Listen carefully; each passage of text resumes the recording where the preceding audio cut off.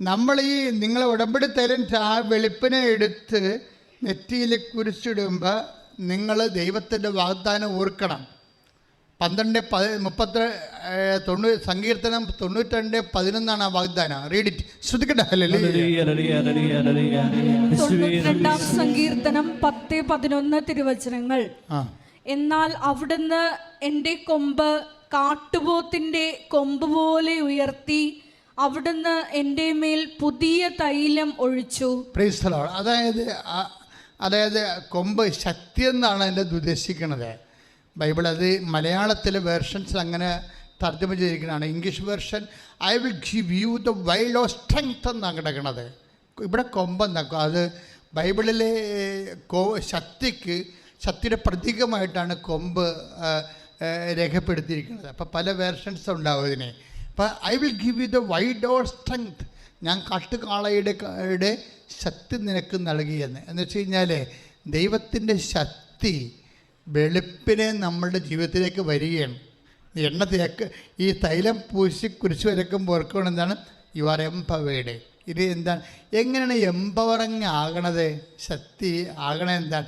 ശക്തി നമ്മൾ ഉടമ്പടി എടുത്തപ്പോൾ ദൈവം ചെയ്ത വാഗ്ദാനങ്ങളിൽ ഒന്നാണത്.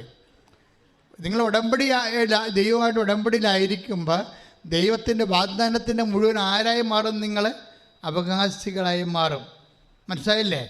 ദൈവം നമുക്ക് തന്ന കാര്യങ്ങളുടെ എല്ലാത്തിൻ്റെയും അവകാശികളായി നമ്മൾ മാറുന്നത് ഈ ഉടമ്പടിയിലൂടെയാണ് മാറുന്നത്. ഉടമ്പടി എന്നൊരൊറ്റ സംഭവം മാത്രമേ വാഗ്ദാനങ്ങൾ അവകാശമാക്കാൻ ദൈവം നമുക്ക് നൽകിയിട്ടുള്ളൂ. അപ്പോൾ ഇതൊക്കെ ഓർത്തിട്ട് വേണം ഈ തൈലം ആദ്യമേ തേക്കാൻ. ദൈവത്തിൻ്റെ വാഗ്ദാനമാണ് നിന്നെ ശക്തനാക്കുന്നത്. ശക്തനാക്കുമ്പോഴെപ്പോഴും ഓർക്കേണ്ടത് എന്താണ്? എങ്ങനെയാണ് നമ്മൾ ശക്തനാകണത്? നമ്മൾ ശക്തനാകണത് എങ്ങനെയാണ്? ഇപ്പം ജോഷുവയോടും ദൈവം എന്താ പറഞ്ഞത്? എങ്ങനെയാണ് ജോഷുവനെ ശക്തമാക്കിയത്? ജോഷുവനെ ശക്തമാക്കിയത് എങ്ങനെയാ? ജോഷുവ 1:9 നമ്മൾ വായിക്കണില്ലേ? എന്താ പറഞ്ഞത്? ശക്തനും ധീരനുമായിരിക്കുക. ഇപ്പം ശരിക്കും പറഞ്ഞാൽ ഈ തൈലം തേക്കുമ്പോൾ നമ്മൾ പറയേണ്ട വാക്ക് അതാണ്, ശക്തനും ധീരയുമായിരിക്കുക. അതാണ് പറയേണ്ടത്. ജോഷുവ 1:9. എന്തുകൊണ്ടാണ് നമ്മൾ ശക്തനാകണത്? എണ്ണ തേച്ച ശക്തനാകത്തില്ല. എണ്ണ ഒരു അടയാളമാണ്. എന്തുകൊണ്ടാണ് നമ്മൾ ശക്തനാകേണ്ടത്? I will come with you wherever you go. നീ പോകുന്നിടത്തെല്ലാം ഞാൻ നിൻ്റെ കൂടെ വരും. എല്ലാവരും ചെയ്യുന്ന കാര്യമാണ് ഉടമ്പടി തൈലമെടുത്ത് വെളുപ്പിനെ നെറ്റിക്ക് തേക്കുക എന്നുള്ളത്. അതിൻ്റെ കൊണോട്ടേഷൻസ്, ഇംപ്ലിക്കേഷൻസ് ഒക്കെ പോക്കണ്ടില്ലേ? അത് എന്താ ഉദ്ദേശിക്കുന്നത്? അതുകൊണ്ട് ശക്തനും ധീരനുമായിരിക്കുക. കാര്യം എന്താണ്? അത് സങ്കീർത്തനം 92:10-11 വചനം കിടക്കുന്നത്. തൈലം തേക്കുമ്പോൾ I will anoint you with the purest oil. ഞാൻ നിന്നെ ഉടമ്പടി തൈലത്താൽ, ശുദ്ധമായ തൈലത്താൽ അഭിഷേകം ചെയ്യും. എന്തുകൊണ്ടാണ്? I will empower you. ഞാൻ നിന്നെ ശക്തനാക്കും. എങ്ങനെയാണ് ശക്തനാക്കുന്നത്? അതായത് I will give you the wild of strength. കാട്ടുകാളയുടെ ശക്തി നൽകും. കാരണം നമ്മൾ ബലഹീനമായ കാലത്താണല്ലോ ദൈവത്തിൽ ഉടമ്പടി എടുക്കുന്നത്. അത് എപ്പോഴും എങ്ങനെയാണ് നമ്മൾ ശക്തനാക്കണത്? അതാണ് ജോഷുവ 1:9 പറയണത്. എന്താണ്? ശക്തനും ധീരനുമായിരിക്കുക. ശക്തയും ധീരയുമായിരിക്കുക. എന്താ കാര്യം? നീ പോകുന്നിടത്തെല്ലാം ഞാൻ നിൻ്റെ കൂടെ വരും. മനസ്സിലായി? അപ്പം ശക്തനായിരിക്കുക, ശക്തിയായിരിക്കുക എന്ന് പറയുമ്പോഴേ ഈ തൈലം തേക്കുമ്പോൾ തന്നെ ഓർക്കുമ്പോൾ ശക്തി വരണത് തൈലത്തിൽ നിന്നല്ല. പിന്നെന്താണ്? ഈ വിശ്വാസം പ്രഖ്യാപിക്കുക നിമിത്തം, ഉടമ്പടിയിൽ ആശ്രയിക്കുക നിമിത്തം അതിൻ്റെ വാഗ്ദാനമായ ദൈവത്തിൻ്റെ സാന്നിധ്യം നമുക്ക് അവകാശമാകുന്ന കൈയടിച്ച് കർത്താവിൽ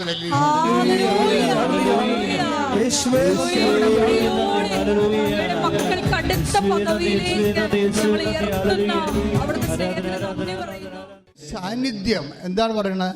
I will come with you. ശക്തനും ധീരനുമായിരിക്കുക, ശക്തയും ധീരയുമായിരിക്കുക. വൈ? എന്തുകൊണ്ട്? I will come with you wherever you go. നീ ശക്തയായിരിക്കണം, നീ ശക്തനായിരിക്കണം. കാരണം എന്താണ്? നീ എവിടെയെല്ലാം പോകുന്നു എന്നാണ്. ഇന്ന സ്ഥലങ്ങളിലില്ലേ, അത് ഇന്ന സ്ഥലത്ത് പോകുമ്പോൾ ഞാൻ ഉണ്ടാകത്തില്ലെന്ന് പറഞ്ഞിട്ടില്ല. നീ വെന്റിലേറ്ററിൽ പോയാലും I will come with you wherever you go. നീ ICUവിലായാലും ശരി, ഐ വിൽ കം വിത്ത്. നീ പരീക്ഷ ഹോളിലായാലും ശരി, നീ ഇൻ്റർവ്യൂവിലായാലും ശരി. കഴിഞ്ഞ ദിവസങ്ങളിൽ ഒരു ഇൻ്റർവ്യൂ ഉണ്ടായി, ഒരു മോളുടെ സാക്ഷ്യം ഉണ്ടായിരുന്നു. അവൾ കംപ്ലീറ്റ് മലയാളം വീഡിയോ. ഇവൾക്ക് അതേസമയം തന്നെ കക്ഷി ഉടമ്പടി എടുത്തിട്ട് IATS പരീക്ഷയ്ക്ക് പോവുകയാണ്. ഇവളാണെങ്കിൽ IATS പരീക്ഷയ്ക്ക് ചെന്നപ്പോൾ തന്നെ ആളിൻ്റെ മുമ്പിൽ ഇരുന്ന് പരീക്ഷകൻ്റെ മുമ്പിൽ നിന്നുകൊണ്ട് പറയുന്നുണ്ടായിരുന്നു. അവളിങ്ങനെ വിറക്കണം. ആ മാഡത്തിൻ്റെ മുമ്പിൽ ഇങ്ങനെ പൂക്കല പോലെ വിറക്കുക. ഒന്നും വായിന്ന് വരണില്ല.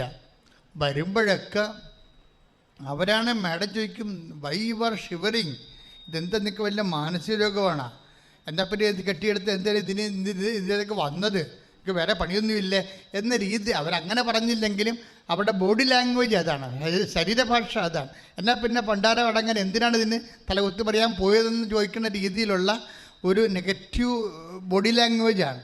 അപ്പോൾ പക്ഷേ ഇവൾക്ക് റിക്കവർ ചെയ്യാൻ പറ്റണില്ല. ഭയങ്കര ചുണ്ടൊക്കെ വിറക്കണത്, തൊണ്ട വിരളെന്ന് വല്ലാത്ത ഒരു പിടച്ചിലാണ്. അപ്പോൾ മാഡത്തിന് കാര്യം മനസ്സിലായി. മാഡം പറയും തെറ്റണ്ട, യു കണ്ടിന്യൂ എന്ന് പറയും. അങ്ങനെ 2 മിനിറ്റ് ഒരു കണക്കിന് ഇംഗ്ലീഷ് പറഞ്ഞ് സ്പീക്കിംഗാണ്. 2 മിനിറ്റ് 2.5 മണിക്കൂർ ഇംഗ്ലീഷ് പറഞ്ഞു കഴിഞ്ഞപ്പോൾ തന്നെ ആളിൻ്റെ ഗ്യാസ് തീർന്ന്, പഠിച്ചു വെച്ച സംഭവങ്ങളെല്ലാം തീർന്ന്. പിന്നെ എന്ത് പറയണമെന്നറിയാമല്ലോ, പിന്നെ നിന്ന് വിറക്കുകയാണ്. അപ്പോൾ മാഡം പറഞ്ഞു, നിങ്ങൾക്ക് 5 മിനിറ്റല്ലേ ഉള്ളത്, 5 മിനിറ്റ് കണ്ടതിന് 5 മിനിറ്റ് പറഞ്ഞൊപ്പിക്കാൻ പറഞ്ഞു. കാരണം അവിടെ രക്ഷപ്പെടുത്താൻ വേണ്ടി പറഞ്ഞതാണ്. കാരണം പറഞ്ഞ് അവസാനിപ്പിക്കണമല്ലേ, ആളെ പറഞ്ഞു. അവൾ 5 മിനിറ്റ് ആദ്യം പറഞ്ഞത് 2.5 മിനിറ്റല്ലേ പറഞ്ഞിരിക്കണത്, അത് തന്നെ പിന്നെ റിപ്പീറ്റ് ചെയ്ത്. കാര്യം വിറയ്ക്കണ പറയണമെന്നൊരു പിടിയില്ല. ഒരു കണക്കിന് അവിടെ നിന്ന് കഴിഞ്ഞ് താടി പുറത്ത് വീണ്. പേടിയാ ശരിക്കും ആളിനെ. പക്ഷേ എന്താ സംഭവം, വാഗ്ദാനം എന്താണ്? I will come with you wherever you go. നീ പോകുന്നിടത്തെല്ലാം, ഏത് സ്പീക്കിംഗ് ആയാലും ഏത് ഇൻ്റർവ്യൂവിനായാലും I will come with you. Report വന്നപ്പോൾ എന്താ വന്നിരിക്കുന്നത്, അവർക്ക് B ഗ്രേഡ്. ട്രോളർമാർ ചിലപ്പോൾ എൻ്റെ ഈ പ്രസംഗം തന്നെ എടുത്ത് ട്രോൾ ചെയ്ത് വരും. കാര്യം എന്താ, ഇതിൻ്റെ അത് യുക്തിയില്ലല്ലോ. കാര്യം വിറച്ചതുള്ളി 2.5 മണിക്കൂർ പറഞ്ഞു. 2.5 മണിക്കൂർ പറഞ്ഞപ്പോൾ തന്നെ നമ്മുടെ ഉണ്ടായിരുന്ന കരിമരുന്ന് തീർന്ന്. പിന്നെ ഒരു 2.5 മണിക്കൂർ ബാക്കി കിടക്കണ കാരണം എന്തെങ്കിലും പറഞ്ഞ് തുലച്ചിട്ട് പോകാൻ പറയുമ്പോഴും ആ പറഞ്ഞത് തന്നെയും പിന്നെയും പറയുന്നു. പക്ഷേ റിസൾട്ട് വരുമ്പോൾ B ഗ്രേഡ്. നിങ്ങൾ സാക്ഷ്യം കേൾക്കണം, യൂട്യൂബിൽ കിടപ്പുണ്ട്. പക്ഷേ എന്താ പ്രശ്നം വെച്ച് കഴിഞ്ഞാൽ, ഇതാണ് മെറിറ്റ് ആൻഡ് ഡീമെറിറ്റ്സ് എന്ന് പറയണത്. അവൾ വിറച്ചെന്ന് പറയുമ്പോൾ എന്താ എൻ്റെ അർത്ഥം, അവിടെ തൊണ്ട വരണ്ടു എന്നൊക്കെ പറയുമ്പോൾ എൻ്റെ അർത്ഥം എന്താണ്, എനിക്ക് മെറിറ്റ് ഇല്ലെന്ന് എൻ്റെ അർത്ഥം, യോഗ്യതയില്ല. യോഗ്യതയില്ലെന്ന് പറഞ്ഞാൽ അതൊരു ഡെഡ് എൻഡ് അല്ല. ഒരു വിശ്വാസിയെ സംബന്ധിച്ചിടത്തോളം നിനക്ക് യോഗ്യതയില്ലെന്ന് പറഞ്ഞാൽ പിന്നെ എന്താണ്, കർത്താവിൻ്റെ സാധ്യത തുറന്നു വരാൻ പോകുന്നു. That is grace. എപ്പോഴും ബൈബിൾ വായിക്കുമ്പോൾ എപ്പോഴും നിങ്ങൾക്ക് മനസ്സിലാകണത്, ഈ മെരിറ്റ് എന്ന് പറയുന്ന സാധാരണ മനുഷ്യനെ ഉണ്ടാകുന്ന യുക്തിയും ശക്തിയും ഒക്കെ ഉണ്ടാകും. ചിലപ്പോൾ പല വിഷയങ്ങളും നമ്മൾ അഭിമുഖീകരിക്കേണ്ടി വരുന്നത് മെരിറ്റിൽ അധിഷ്ഠിതമല്ല, അത് ഗ്രേസിൽ അധിഷ്ഠിതമാണ്. അതാണ് ബൈബിൾ പറയണത്, not by merit but by grace. ഇന്ന് എല്ലാവർക്കും അറിയാതെ അല്ലേ, നിങ്ങളുടെ യോഗ്യത കൊണ്ടല്ല. ഇപ്പം ഞാനൊരു കാര്യം ചോദിക്കട്ടെ, ഗോലിയാത്ത് വന്നു. ഗോലിയാത്ത് എന്ന് പറയുമ്പോൾ മഹാരാക്ഷസനാണ്. അവൻ്റെ ഷെക്കൽ 700 ഷെക്കലാണ് അവൻ്റെ പരിച. 13 അടിയാണ് അവൻ്റെ കുന്തം. ദാവീദൊരു പയ്യൻ ഇടയ ചെറുക്കനാണ്. ദാവീദിനോട് ഗോലിയാത്ത് ചോദിക്കണത് എന്താണ്, നീ എൻ്റെ അടുത്ത് വരാൻ എന്ത് മെരിട്ടെന്നാണ് ചോദിക്കണത്. ദാവീദ് പറഞ്ഞത് എന്താണ്, മെരിട്ടില്ല പക്ഷേ ഗ്രേസ് ഉണ്ടെന്ന് പറയും. അതല്ലേ സംഭവം. നിങ്ങളെന്താ ആ ഭാഗം ഒന്ന് വായിച്ചു നോക്കുക. അതായത് 1 സാമുവേൽ 17:45. ശ്രദ്ധിക്കട്ടെ. സാമുവേൽ 17:43-45. ഗോലിയാത്ത് ദാവീദിനോട് ചോദിച്ചു, എന്റെ നേരെ വടിയുമായി വരാൻ ഞാനൊരു പട്ടിയോ? ദാവീദിന്റെ കയ്യിലുള്ള എന്താണ്, ഒരു വടി, ഇടയന്റെ വടിയാണ്. അതൊക്കെ മെരിട്ടില്ല. അതാണ് ദാവീദ് ഈ 13 അടി നീളം കുന്തവും പിടിച്ച് നിൽക്കുന്ന ഒരു രാക്ഷസന്റെ അടുത്ത് ഒരു വടിയും പിടിച്ചിട്ട് ഒരു മനുഷ്യൻ വരികയാണ്. അപ്പോൾ ഗോലിയാത്ത് ഉടനെ ചോദിക്കുകയാണ്, what merit you have to face me? നീ എന്നെ അഭിമുഖീകരിക്കാൻ നിനക്കെന്നാ യോഗ്യത എന്ന് പറയും. അതിനെ ദാവീദ് പറയുന്നൊരു ഉത്തരമുണ്ട്. ശ്രുതിക്കട്ടെ, ഹല്ലേലൂയ. ദാവീദ് പ്രതിവചിച്ചു, വാളും കുന്തവും ചാട്ടുളിയുമായി നീ എന്നെ നേരിടാൻ. അതാണ് നിന്റെ മെരിട്ട്, അതാണ് നിന്റെ മെരിട്ട്, യോഗ്യത. വാളും കുന്തവും ചാട്ടുളിയുമായി നീ എൻ്റെ അടുക്ക് വരുന്നു. ഞാനാകട്ടെ നീ നിന്ദിച്ച ഇസ്രായേൽ സേനകളുടെ ദൈവമായ സൈന്യങ്ങളുടെ കർത്താവിന്റെ നാമത്തിൽ കൈയിടിച്ച്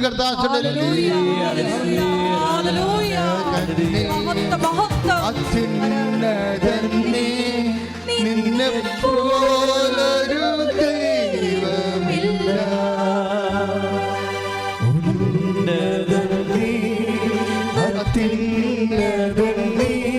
നിന്നെ പോലൊരു ദൈവമില്ല.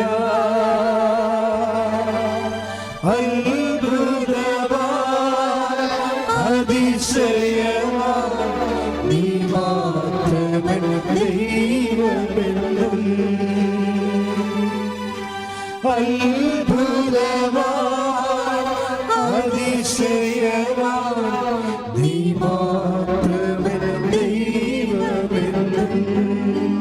നിങ്ങളെ അടിച്ച് നിലംപരശാക്കുന്ന ഏത് പ്രതിയോഗിയുടെ മുമ്പിൽ, അത് പരീക്ഷയാകട്ടെ, കോടതിയാകട്ടെ, സർക്കാർ ഓഫീസ് ആയിക്കോട്ടെ, ആശുപത്രി ആയിക്കോട്ടെ, ഓപ്പറേഷൻ തിയേറ്റർ ആയിക്കോട്ടെ, എവിടെ ചെന്നാലും നീ പറയണം, എന്താണ് ഞാൻ വന്നിരിക്കുന്നത്, ഞാൻ ഉടമ്പടി ചെയ്ത ദൈവത്തിൻ്റെ നാമത്തിലാണ്. ഒന്ന് പറഞ്ഞ ദൈവവേദലെ, ഞാൻ വന്നിരിക്കുന്നത് ഞാൻ ഉടമ്പടി ചെയ്ത എൻ്റെ ദൈവത്തിൻ്റെ നാമത്തിലാണ്. കൈയടിച്ച്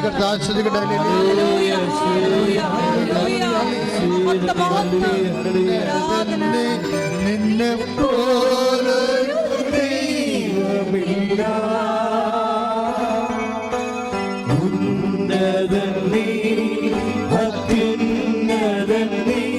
നിന്നെ പോലൊരു ദൈവമില്ല. അത്ഭുതമാ അതിശയമാ നീ മാത്രമേ ദൈവമെന്നും. അത്ഭുതമാ അതിശയമാ നീ മാത്രമേ ദൈവമെന്നും. എൻ്റെ ദൈവവേദന എപ്പോഴും മനസ്സിലാക്കി. ഇപ്പം നിങ്ങളുടെ കയ്യിൽ എന്താ ഉള്ളത്? ഉടമ്പടി തൈലം കഴിഞ്ഞാൽ പിന്നെ എന്താ ഉള്ളത്? പ്രധാനപ്പെട്ട എന്താണ്? ഉടമ്പടി കാശുരൂപമാണ്. അതാണ് സാന്നിധ്യത്തിൻ്റെ ഒരു അടയാളം. എന്താ വിഷയത്തിൽ ഞാൻ വന്നിരിക്കുന്നത്, ഞാൻ നിങ്ങൾ പറഞ്ഞിട്ടുണ്ട്, പ്രധാനപ്പെട്ട ഓപ്പറേഷന് പോകുമ്പോഴെല്ലാം, പ്രധാനപ്പെട്ട വിഷയത്തിന് പോകുമ്പോഴെല്ലാം നിങ്ങളുടെ കയ്യിൽ ഉടമ്പടി കാശുരൂപം ഉണ്ടായിരിക്കണം. എന്താ കാര്യം? നിങ്ങൾക്ക് പക്ഷേ കാശുരൂപം ഉണ്ടായിട്ട് കാര്യമില്ല. അതേസമയം തന്നെ നമ്മൾക്ക് മനസ്സിലൊരു ഒരു വിശ്വാസമുണ്ടാണ്. എന്താണ്? ഞാൻ വന്നിരിക്കുന്നത് സൈന്യൻ്റെ കർത്താവായ ദൈവത്തിൻ്റെ നാമത്തിലാണ്. പരിശുദ്ധ അമ്മ, കാര്യം ദൈവത്തിൻ്റെ നാമത്തിൽ പരിശുദ്ധ അമ്മയുടെ മധ്യസ്ഥലൊക്കെ ചെയ്യുമ്പോഴേ എന്താ സംഭവിക്കണത്? നമ്മുടെ കൂടെ ആര് വരും? I will come with you. അതല്ലേ ഉടമ്പടിയുടെ വാഗ്ദാനം. ഞാൻ നിൻ്റെ കൂടെ വരും. ആരാണ്? നീ എവിടെ പോയാലും വരുമെന്ന്. കഴിഞ്ഞ ദിവസങ്ങളിൽ റോഷൻ്റെ സാക്ഷ്യം എന്താണ്? റോഷന് 3 വർഷമായിട്ട് മക്കളില്ല. കോട്ടയംകാരനാണ്. 3 വർഷം മക്കളില്ല. അപ്പോൾ അവസാനം മക്കളില്ലാത്ത ഒരു അവസ്ഥയിൽ ഭാര്യയും ഭർത്താവും ഒരാൾ ഇവിടെയും ഒരാൾ അവിടെയും ഒക്കെ അങ്ങനെ ജീവിക്കുകയാണ്. അപ്പം ഇങ്ങനെ മക്കളില്ലാത്തൊരു കാലം ഇങ്ങനെ കടന്നു പോവുകയാണ്. പക്ഷേ അതേസമയം ജോലിയെ പഴുതി ഇവർക്ക് ഒരു കുറച്ച് കാലം മാത്രമേ ഒരുമിച്ച് താമസിക്കാൻ പറ്റുള്ളൂ. അല്ലാത്തപ്പോൾ ആണ്ടിൽ 10 മാസം അവർ പുറത്താണ്, സെപ്പറേറ്റഡ് ആണ്. ഇങ്ങനെയൊക്കെ പല സാങ്കേതിക ജീവിത പ്രശ്നങ്ങൾ കാരണമാണ് മക്കളില്ലാതെ പോരണത്. പക്ഷേ അവരെ ട്രൈ ചെയ്തിട്ട് മക്കൾ ഉണ്ടായിട്ടുമില്ല. അപ്പോൾ ഇനി മക്കൾ ഉണ്ടാകുമെന്ന് അറിയത്തുമില്ല. ഇങ്ങനെ ആകപ്പാട് കൺഫ്യൂഷൻ ആയിരിക്കുന്ന സമയത്താണ് ഇവർ ഉടമ്പടി ചെയ്യണത്. ഉടമ്പടി ചെയ്യണത് അവരുടെ വീട്ടിലാരോ ഉടമ്പടി ചെയ്യണതാണ്. പിന്നീട് അവർ നേരെ വന്ന് ആ ഉടമ്പടിയുടെ ശക്തി മനസ്സിലാക്കിയിട്ടാണ് ഇവർ ഉടമ്പടി ചെയ്യണത്. പക്ഷെ ഉടമ്പടി ചെയ്യുമ്പോൾ സംഭവിക്കേണ്ട ഒരു വിഷയമുണ്ട്. അന്ന് രാത്രി ഈ റോഷൻ ഒരു സ്വപ്നം കാണും. എന്താ സ്വപ്നമാണെന്ന് വെച്ചാൽ, അവനൊരു വഴിയിൽ നിന്ന് എവിടെ യാത്ര പോയിട്ട് വീട്ടിലോട്ട് വരികയാണ്. റോഡിൽ ഇറങ്ങി വീട്ടുവഴിയിലേക്ക് വരികയാണ്. വഴി കൊണ്ടുവരുമ്പോൾ അമ്മ മാതാവ് ഇവൻ്റെ കൂടെ വരുന്നു. പക്ഷെ ഒരു വ്യത്യാസമുണ്ട്. എന്താണ്? അമ്മ മാതാവ് പ്രഗ്നൻ്റാണ്. അതാണ് സ്വപ്നത്തിൻ്റെ വിഷയം. ഗർഭിണിയായ മാതാവ്. അപ്പോൾ ഞാനും അമ്മയും കൂടി സംസാരിച്ചുകൊണ്ട് വരികയാണ്. അപ്പം അമ്മ ഗർഭിണിയാണ്, മാതാവാണ് എൻ്റെ കൂടെ ഉള്ളതെന്ന് ഞാൻ സ്വപ്നത്തിൽ കൃത്യമായിട്ട് കാണുന്നുണ്ട്. അപ്പോൾ ഞങ്ങൾ വന്നപ്പോൾ പെട്ടെന്ന് മഴ പെയ്തു. ഞാനും അമ്മയും കൂടി വരുമ്പോൾ പെട്ടെന്ന് മഴ പെയ്തപ്പോൾ ഞങ്ങളൊരു വീട്ടിലോട്ട് പ്രവേശിച്ചു. അപ്പോൾ ആ വീട്ടിൽ ഉടമ്പടി പ്രാർത്ഥനയുടെ പ്രത്യക്ഷീകരണ പ്രാർത്ഥന ചൊല്ലിക്കൊണ്ടിരിക്കുകയായിരുന്നു. ആ സമയം മഴ കഴിഞ്ഞപ്പോൾ പുറത്തോട്ടിറങ്ങിയപ്പോൾ അമ്മ ഒരു കുഞ്ഞിനെ എനിക്ക് തന്നിട്ട് അമ്മ പോയി. ഞാൻ കുഞ്ഞുമായിട്ട് വീട്ടിലോട്ട് പോകുന്നു. ആ ആഴ്ചയിൽ എൻ്റെ ഭാര്യ പ്രഗ്നൻ്റ് ആയെന്ന് ശ്രദ്ധിക്കട്ടെ. ഹല്ലേലൂയ.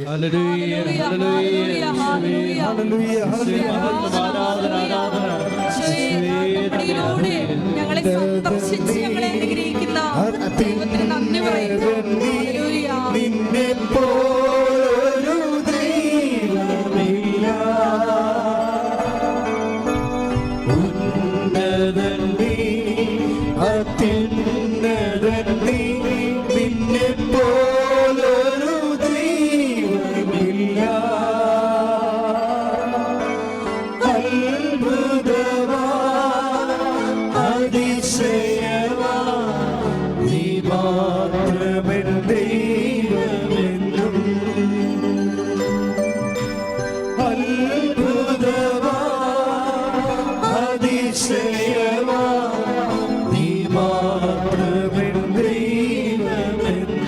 പരിശുദ്ധ പരമ ദിവ്യകാരുണ്യത്തിന്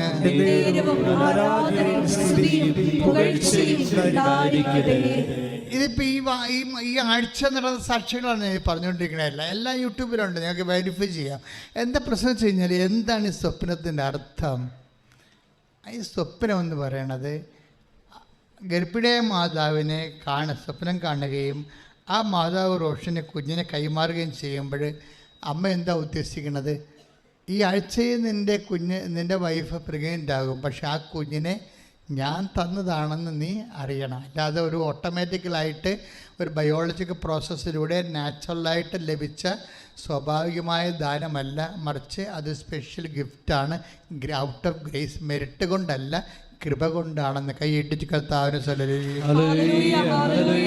ഞങ്ങളുടെ ജീവിതത്തിൽ ലഭിക്കുന്ന അനുഗ്രഹങ്ങളെല്ലാം കൃപയാൽ ലഭിക്കുവാൻ ഞങ്ങളെ ഉപകരണമാക്കണമേ.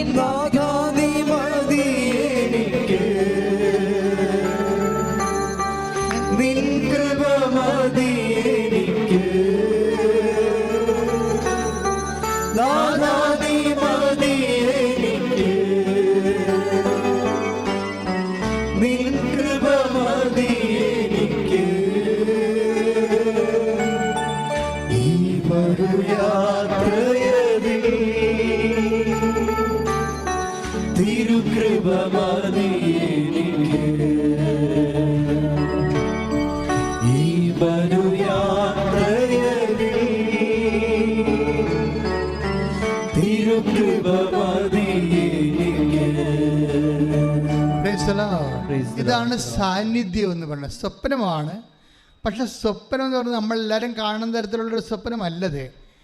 കാര്യം ഉടമ്പടി കാലത്ത് ദൈവത്തെക്കുറിച്ച് കാണുന്ന സ്വപ്നങ്ങളെല്ലാം അമ്മയെക്കുറിച്ചോ ഈശോയെക്കുറിച്ചോ ഒത്തിരി പേര് വ്യത്യസ്തങ്ങളായ സ്വപ്നങ്ങൾ ആത്മീയമായി കാണുന്നുണ്ട്. അതിൻ്റെ എല്ലാം വ്യാഖ്യാനം എന്ന് പറയുന്നത് ഈ ജോഷുവ 1:9. എന്താണ്? നീ ഉടമ്പടി ചെയ്ത വ്യക്തിയാണ്, അതുകൊണ്ട് ഉടമ്പടി പ്രകാരം കൊണ്ട് വാഗ്ദാനമാണ്. I will come with you wherever you go. നീ പോകുന്നിടത്തെല്ലാം ഞാൻ നിൻ്റെ കൂടെയുണ്ട്. ആ ദൈവ സാന്നിധ്യമാണ്. അപ്പോൾ നിൻ്റെ കൂടെയുള്ള സാന്നിധ്യം ഉടമ്പടിയുടെ ഏറ്റവും മറ്റ് പ്രാർത്ഥനകൾക്കൊന്നുമില്ലാത്ത ഏറ്റവും വലിയ വാഗ്ദാനമെന്ന് പറയുന്നത് ഈ സാന്നിധ്യമാണ്. നമ്മൾ തൈലം തേക്കണത് പോലും എന്താണ്? ഞാൻ തൈലം തേക്കുന്ന പോലെ ഈ സാന്നിധ്യത്തെ നമ്മൾ തിരിച്ചറിയുകയും പ്രഖ്യാപിക്കുകയും ചെയ്യുന്നതിൻ്റെ കൊണ്ടാണ് നമ്മൾ എന്താണ് I will give the wide of strength. ഞാൻ കാട്ടുകാളയുടെ ശക്തി നൽകും. അത് എങ്ങനെ ശക്തി നൽകും? ശക്തനും ധൈര്യമായിരിക്കുക. ഐ will come with you wherever you go. നീ പോകുന്നിടത്തെല്ലാം ഞാൻ കൂടെ ഉണ്ടാകും എന്ന് വെച്ചാൽ സാന്നിധ്യമാണ് ശക്തി. ദൈവം നമ്മൾ ഒരു ഉടമ്പടി തൈലം നെറ്റിയെ കുറിച്ച് വരക്കുമ്പോൾ നമ്മുടെ കൂടെ വാഗ്ദാനം ചെയ്തിരിക്കുന്ന ദൈവത്തിൻ്റെ സാന്നിധ്യത്തെ we admire and admit and we proclaim it. നമ്മൾ പ്രഖ്യാപിക്കുന്നു, കർത്താവേ ഉടമ്പടിയിലാണ് ഞാൻ, നിന്റെ സാന്നിധ്യം എൻ്റെ കൂടെ ഉണ്ട്, അത് ഞാൻ പ്രഖ്യാപിക്കുന്നു. കൈയിട്ടിച്ച് കർത്താവ്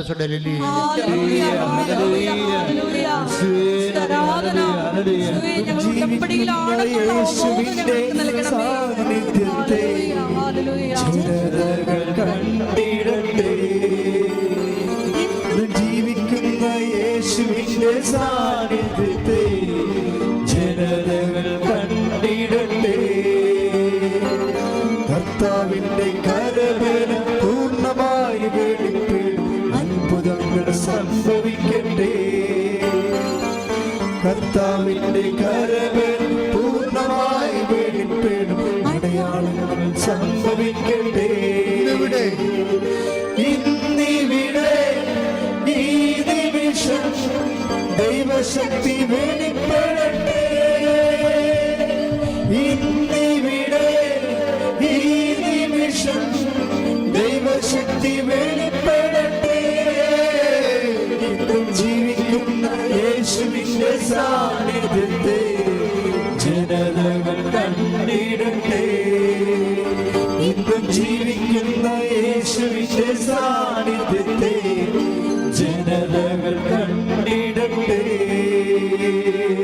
ഈ സാന്നിധ്യം, അതായത് 1:9 കൊടുത്ത സാന്നിധ്യം നമ്മൾ എന്തുകൊണ്ടാണ് ഞങ്ങളെ പാപത്തെക്കുറിച്ച് നിങ്ങളോട് അധികം സംസാരിക്കുക? ഉടമ്പടി ധ്യാനത്തിൽ പാപത്തെക്കുറിച്ച് അധികം സംസാരിക്കാറില്ല, കാരണം നവീകരണ ധ്യാനത്തിൻ്റെ സബ്ജക്റ്റാണ്.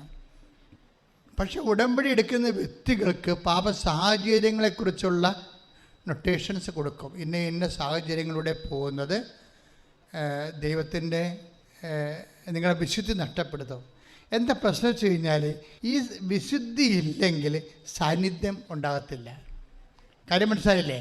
നിങ്ങളെ ഈ സാന്നിധ്യമാണ് പ്രശ്നം.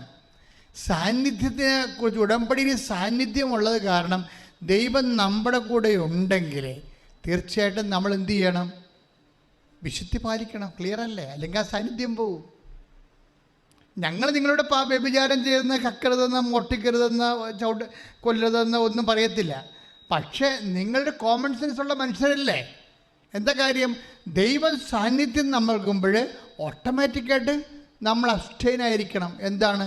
അഭിഷിക്തമായ സാഹചര്യത്തിൽ നിന്ന് നമ്മൾ ബോധപൂർവം പിൻവലിക്കണം. അഭിഷിക്തമായ സാഹചര്യങ്ങളിൽ നമ്മൾ കാര്യം എന്താണ്? നമ്മുടെ കൂടെ ഉള്ളത് ആരാണ്? അത് എന്താണ് എബ്രാഹത്തിനോട് പറഞ്ഞത് ഉടമ്പടി കഴിഞ്ഞപ്പോൾ? 17:2 ഉൽപ്പത്തി പുസ്തകം. ശ്രദ്ധിക്കട്ടെ. Hallelujah, hallelujah, hallelujah. യേശുവേ നന്ദി, ആരാധന, ആരാധന, ആരാധന. Hallelujah, hallelujah. ഉൽപ്പത്തി 17:1. പഴയ 1 ഉൽപ്പത്തി. സർവശക്തനായ ദൈവമാണ് ഞാൻ. ഒന്ന് പറഞ്ഞേ. സർവശക്തനായ ദൈവമാണ് ഞാൻ. എന്റെ മുമ്പിൽ വ്യാപരിക്കുക, കുറ്റമറ്റവനായി വർത്തിക്കുക. എപ്പോഴും പറയേണ്ട ആവശ്യമുണ്ടോ? അതായത് ഉടമ്പടി ചെയ്യുമ്പോൾ ദൈവം നമ്മുടെ ബൈസ്റ്റാൻഡറെ പോലെ ദൈവത്തിൻ്റെ സാന്നിധ്യം നമ്മുടെ കൂടെയാണ്. ആ ദൈവത്തിൻ്റെ വിശുദ്ധനായ ദൈവം നമ്മുടെ കൂടെ വസിക്കുമ്പോൾ ഇപ്സഫാത്തോ കോമൺ സെൻസ് ഉള്ള ആർക്കായാലും അറിയാം നമുക്കെന്താണ്? നമ്മളും വിശുദ്ധനായിരിക്കണം. അതുകൊണ്ട് ഞാൻ വിശുദ്ധനായിരിക്കുന്ന പോലെ നിങ്ങളും വിശുദ്ധരായി കർത്താവ് പറഞ്ഞില്ലേ? ലേവ്യർ 11:45. ലേവ്യർ 11:45. നിങ്ങളുടെ ദൈവമായിരിക്കേണ്ടതിന് പറഞ്ഞ നിങ്ങളുടെ ദൈവമായിരിക്കും. ഏറ്റു പറഞ്ഞ നിങ്ങളുടെ ദൈവമായിരിക്കേണ്ടതിന് ഈജിപ്തിൽ നിന്ന് നിങ്ങളെ ആനയിച്ച കർത്താവ് ഞാനാകുന്നു. നിങ്ങൾ പരിശുദ്ധരായിരിക്കുവിൻ. എന്തെന്നാൽ ഞാൻ പരിശുദ്ധനാണ്. സാന്നിധ്യമാണ് പരിശുദ്ധിയെ നമ്മൾ ആവശ്യപ്പെടുന്നത്. ഉടമ്പടി എടുക്കുമ്പോൾ ദൈവത്തിൻ്റെ സാന്നിധ്യം നമ്മുടെ കൂടെ ഉണ്ടാവും. അത് ദൈവത്തിൻ്റെ വാഗ്ദാന പ്രകാരമാണ്. പക്ഷേ ആ സാന്നിധ്യത്തിൻ്റെ സാന്നിധ്യം ഉറപ്പുവരുത്താൻ നമ്മളെന്താ ചെയ്യേണ്ടത്? നമ്മൾ വിശുദ്ധിയിൽ വ്യാപരിക്കണം. മനസ്സിലായോ? ഉടമ്പടി എടുത്തിട്ട് ഇപ്പോൾ കഴിഞ്ഞ ഒരു ദിവസം എന്നോട് പറഞ്ഞു, അച്ഛാ മകളുടെ കല്യാണം ഒന്നും ശരിയാണില്ല, 2-3 ചെക്കന്മാർ ഒരുമിച്ച് വന്നിട്ടുണ്ട്, ഒരാൾക്ക് എല്ലാവർക്കും നമുക്ക് അക്സെപ്റ്റബിളാണ്, പക്ഷേ ഇതിൽ ആരെയാണ് നമ്മൾ തിരഞ്ഞെടുക്കേണ്ടതെന്ന് അറിയത്തില്ല എന്ന് പറഞ്ഞ് പേരും കൊണ്ടുവന്ന്. അപ്പോൾ പേരും കൊണ്ടുവന്നപ്പോൾ ഞാൻ ചോദിച്ചു, ചേച്ചി സാക്ഷ്യമുണ്ടോ? സാക്ഷ്യമുണ്ടെന്ന് പറഞ്ഞു. സാക്ഷ്യമില്ലെങ്കിൽ സന്ദേശം എടുക്കത്തില്ല. കാര്യം ഇവരുടെ ഉടമ്പടി ദൈവം അംഗീകരിച്ചിട്ടില്ലല്ല. ദൈവം അത് സാക്ഷ്യം ഭയങ്കര സീരിയസാണ് മക്കളെ. എന്തെങ്കിലും വിഷയം ഉണ്ടാകുമ്പോഴെങ്കിൽ അത് സാക്ഷ്യത്തിന് വില അറിയത്തുള്ളൂ. ഇപ്പം നിങ്ങളിങ്ങനെ കറങ്ങി തിരിഞ്ഞ് നടക്കാം, പക്ഷേ ഒരു ഇഷ്യൂ ഉണ്ടായി ഒരു തീരുമാനം എടുക്കേണ്ടി വരുമ്പോൾ മെസ്സേജ് എടുക്കേണ്ടി വരും. അപ്പോഴാണ് ചോദിക്കുന്നത് സാക്ഷ്യം എന്തെന്ന് ചോദിക്കും. അല്ലാതെ തന്നെ നിങ്ങൾക്കറിയാമല്ലോ, ഒരിക്കൽ സാക്ഷ്യം നിങ്ങൾ പറഞ്ഞ് ദൈവത്തെ മഹത്വപ്പെടുത്താതെ ഒളിച്ച് നടന്നാലേ പിന്നെ സ്വാഭാവികമായിട്ട് അടുത്തൊരു വിഷയം നിങ്ങൾക്ക് വരുമ്പോൾ ദൈവം നിങ്ങളെ സപ്പോർട്ട് ചെയ്യത്തില്ല. കാര്യം എന്താണ്? നിങ്ങൾ വയറ്റിപ്പഴപ്പിന് വേണ്ടി ദൈവത്തെ ദുരുപയോഗിക്കുന്ന ആളാണ്.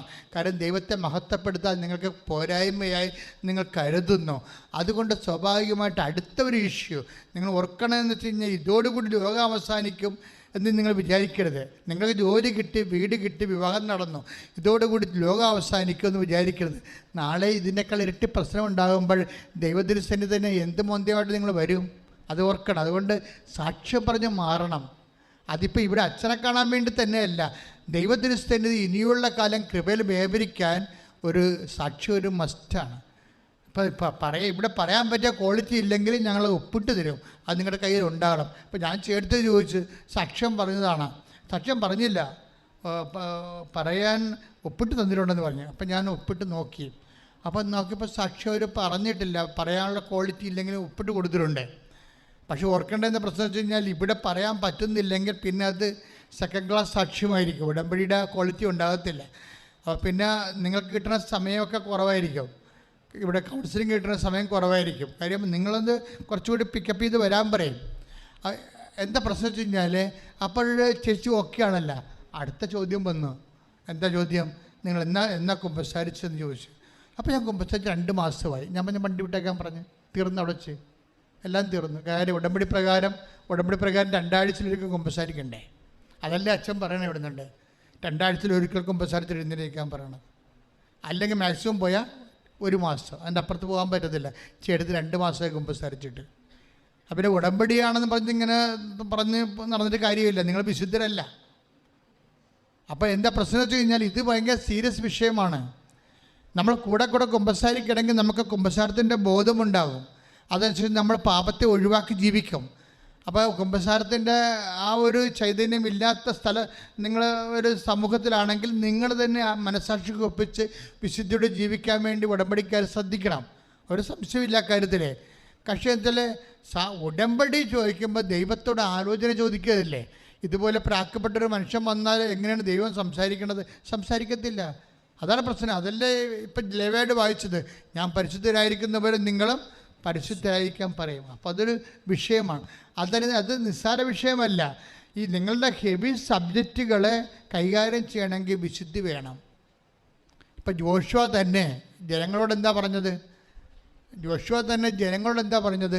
നിങ്ങൾ പശ്ചാത്തപിക്കുവിൻ. എന്താ നാളെ നിങ്ങളുടെ ഇടയിൽ കർത്താവ് 3:5 വായിച്ചേ, ശ്രദ്ധിക്കട്ടെ.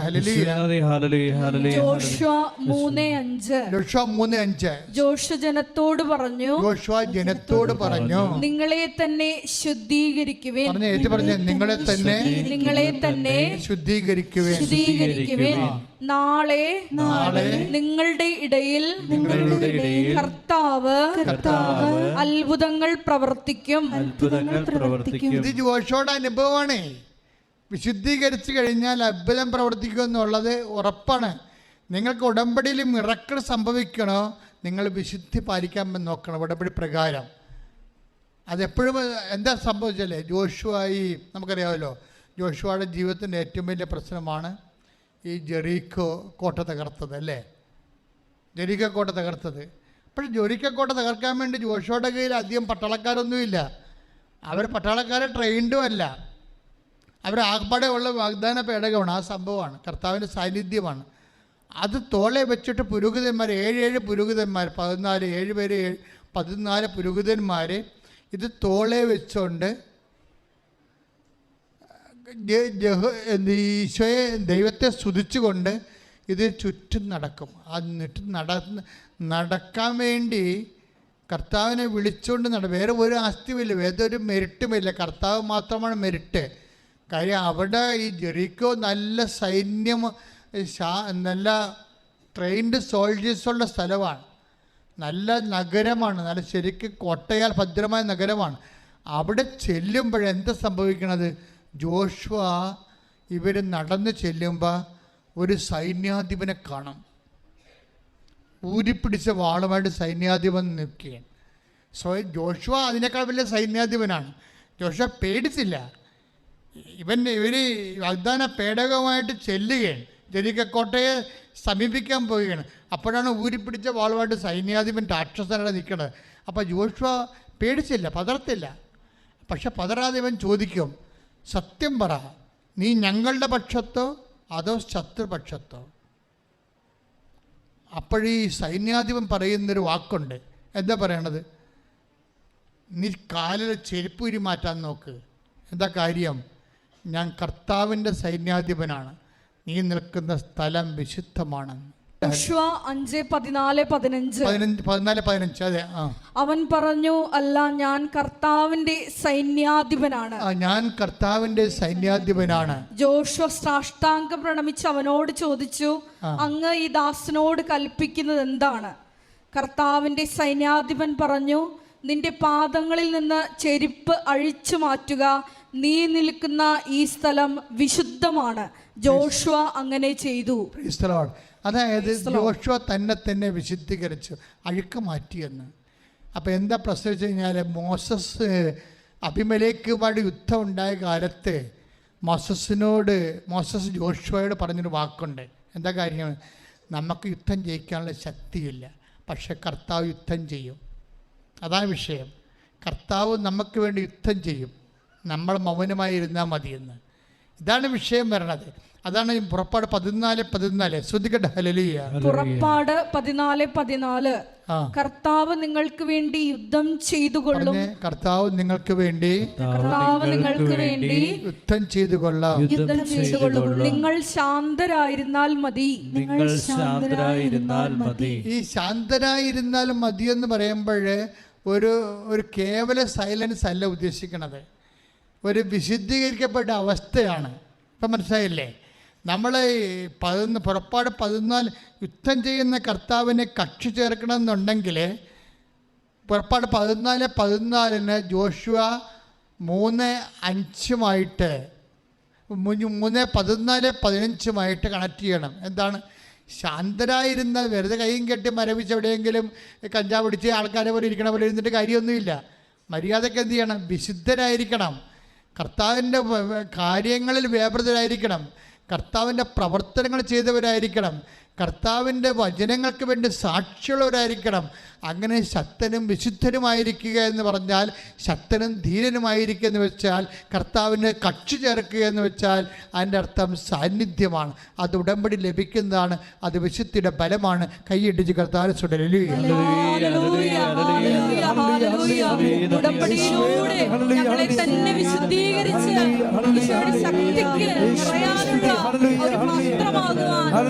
ധ്യാനത്തിലൂടെ അഭിഷേകം ചെയ്യണമേ. കർത്താവായ ദൈവമേ, തീർത്ഥാടന ഉടമ്പടിയായി അങ്ങയുടെ മുമ്പിൽ ആരാധന കൂടുന്ന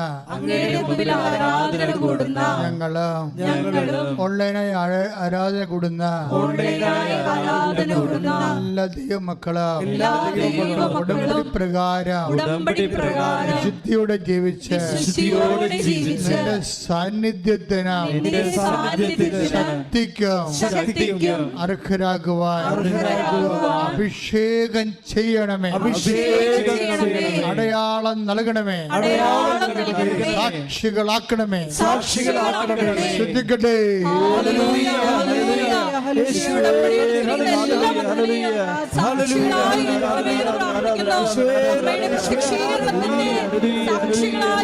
സ്ഥിരം സാക്ഷികളായി ഞങ്ങളെ ഉയർത്തണമെന്ന് പ്രാർത്ഥിക്കുന്നു. മഹത്വം ആരാധന.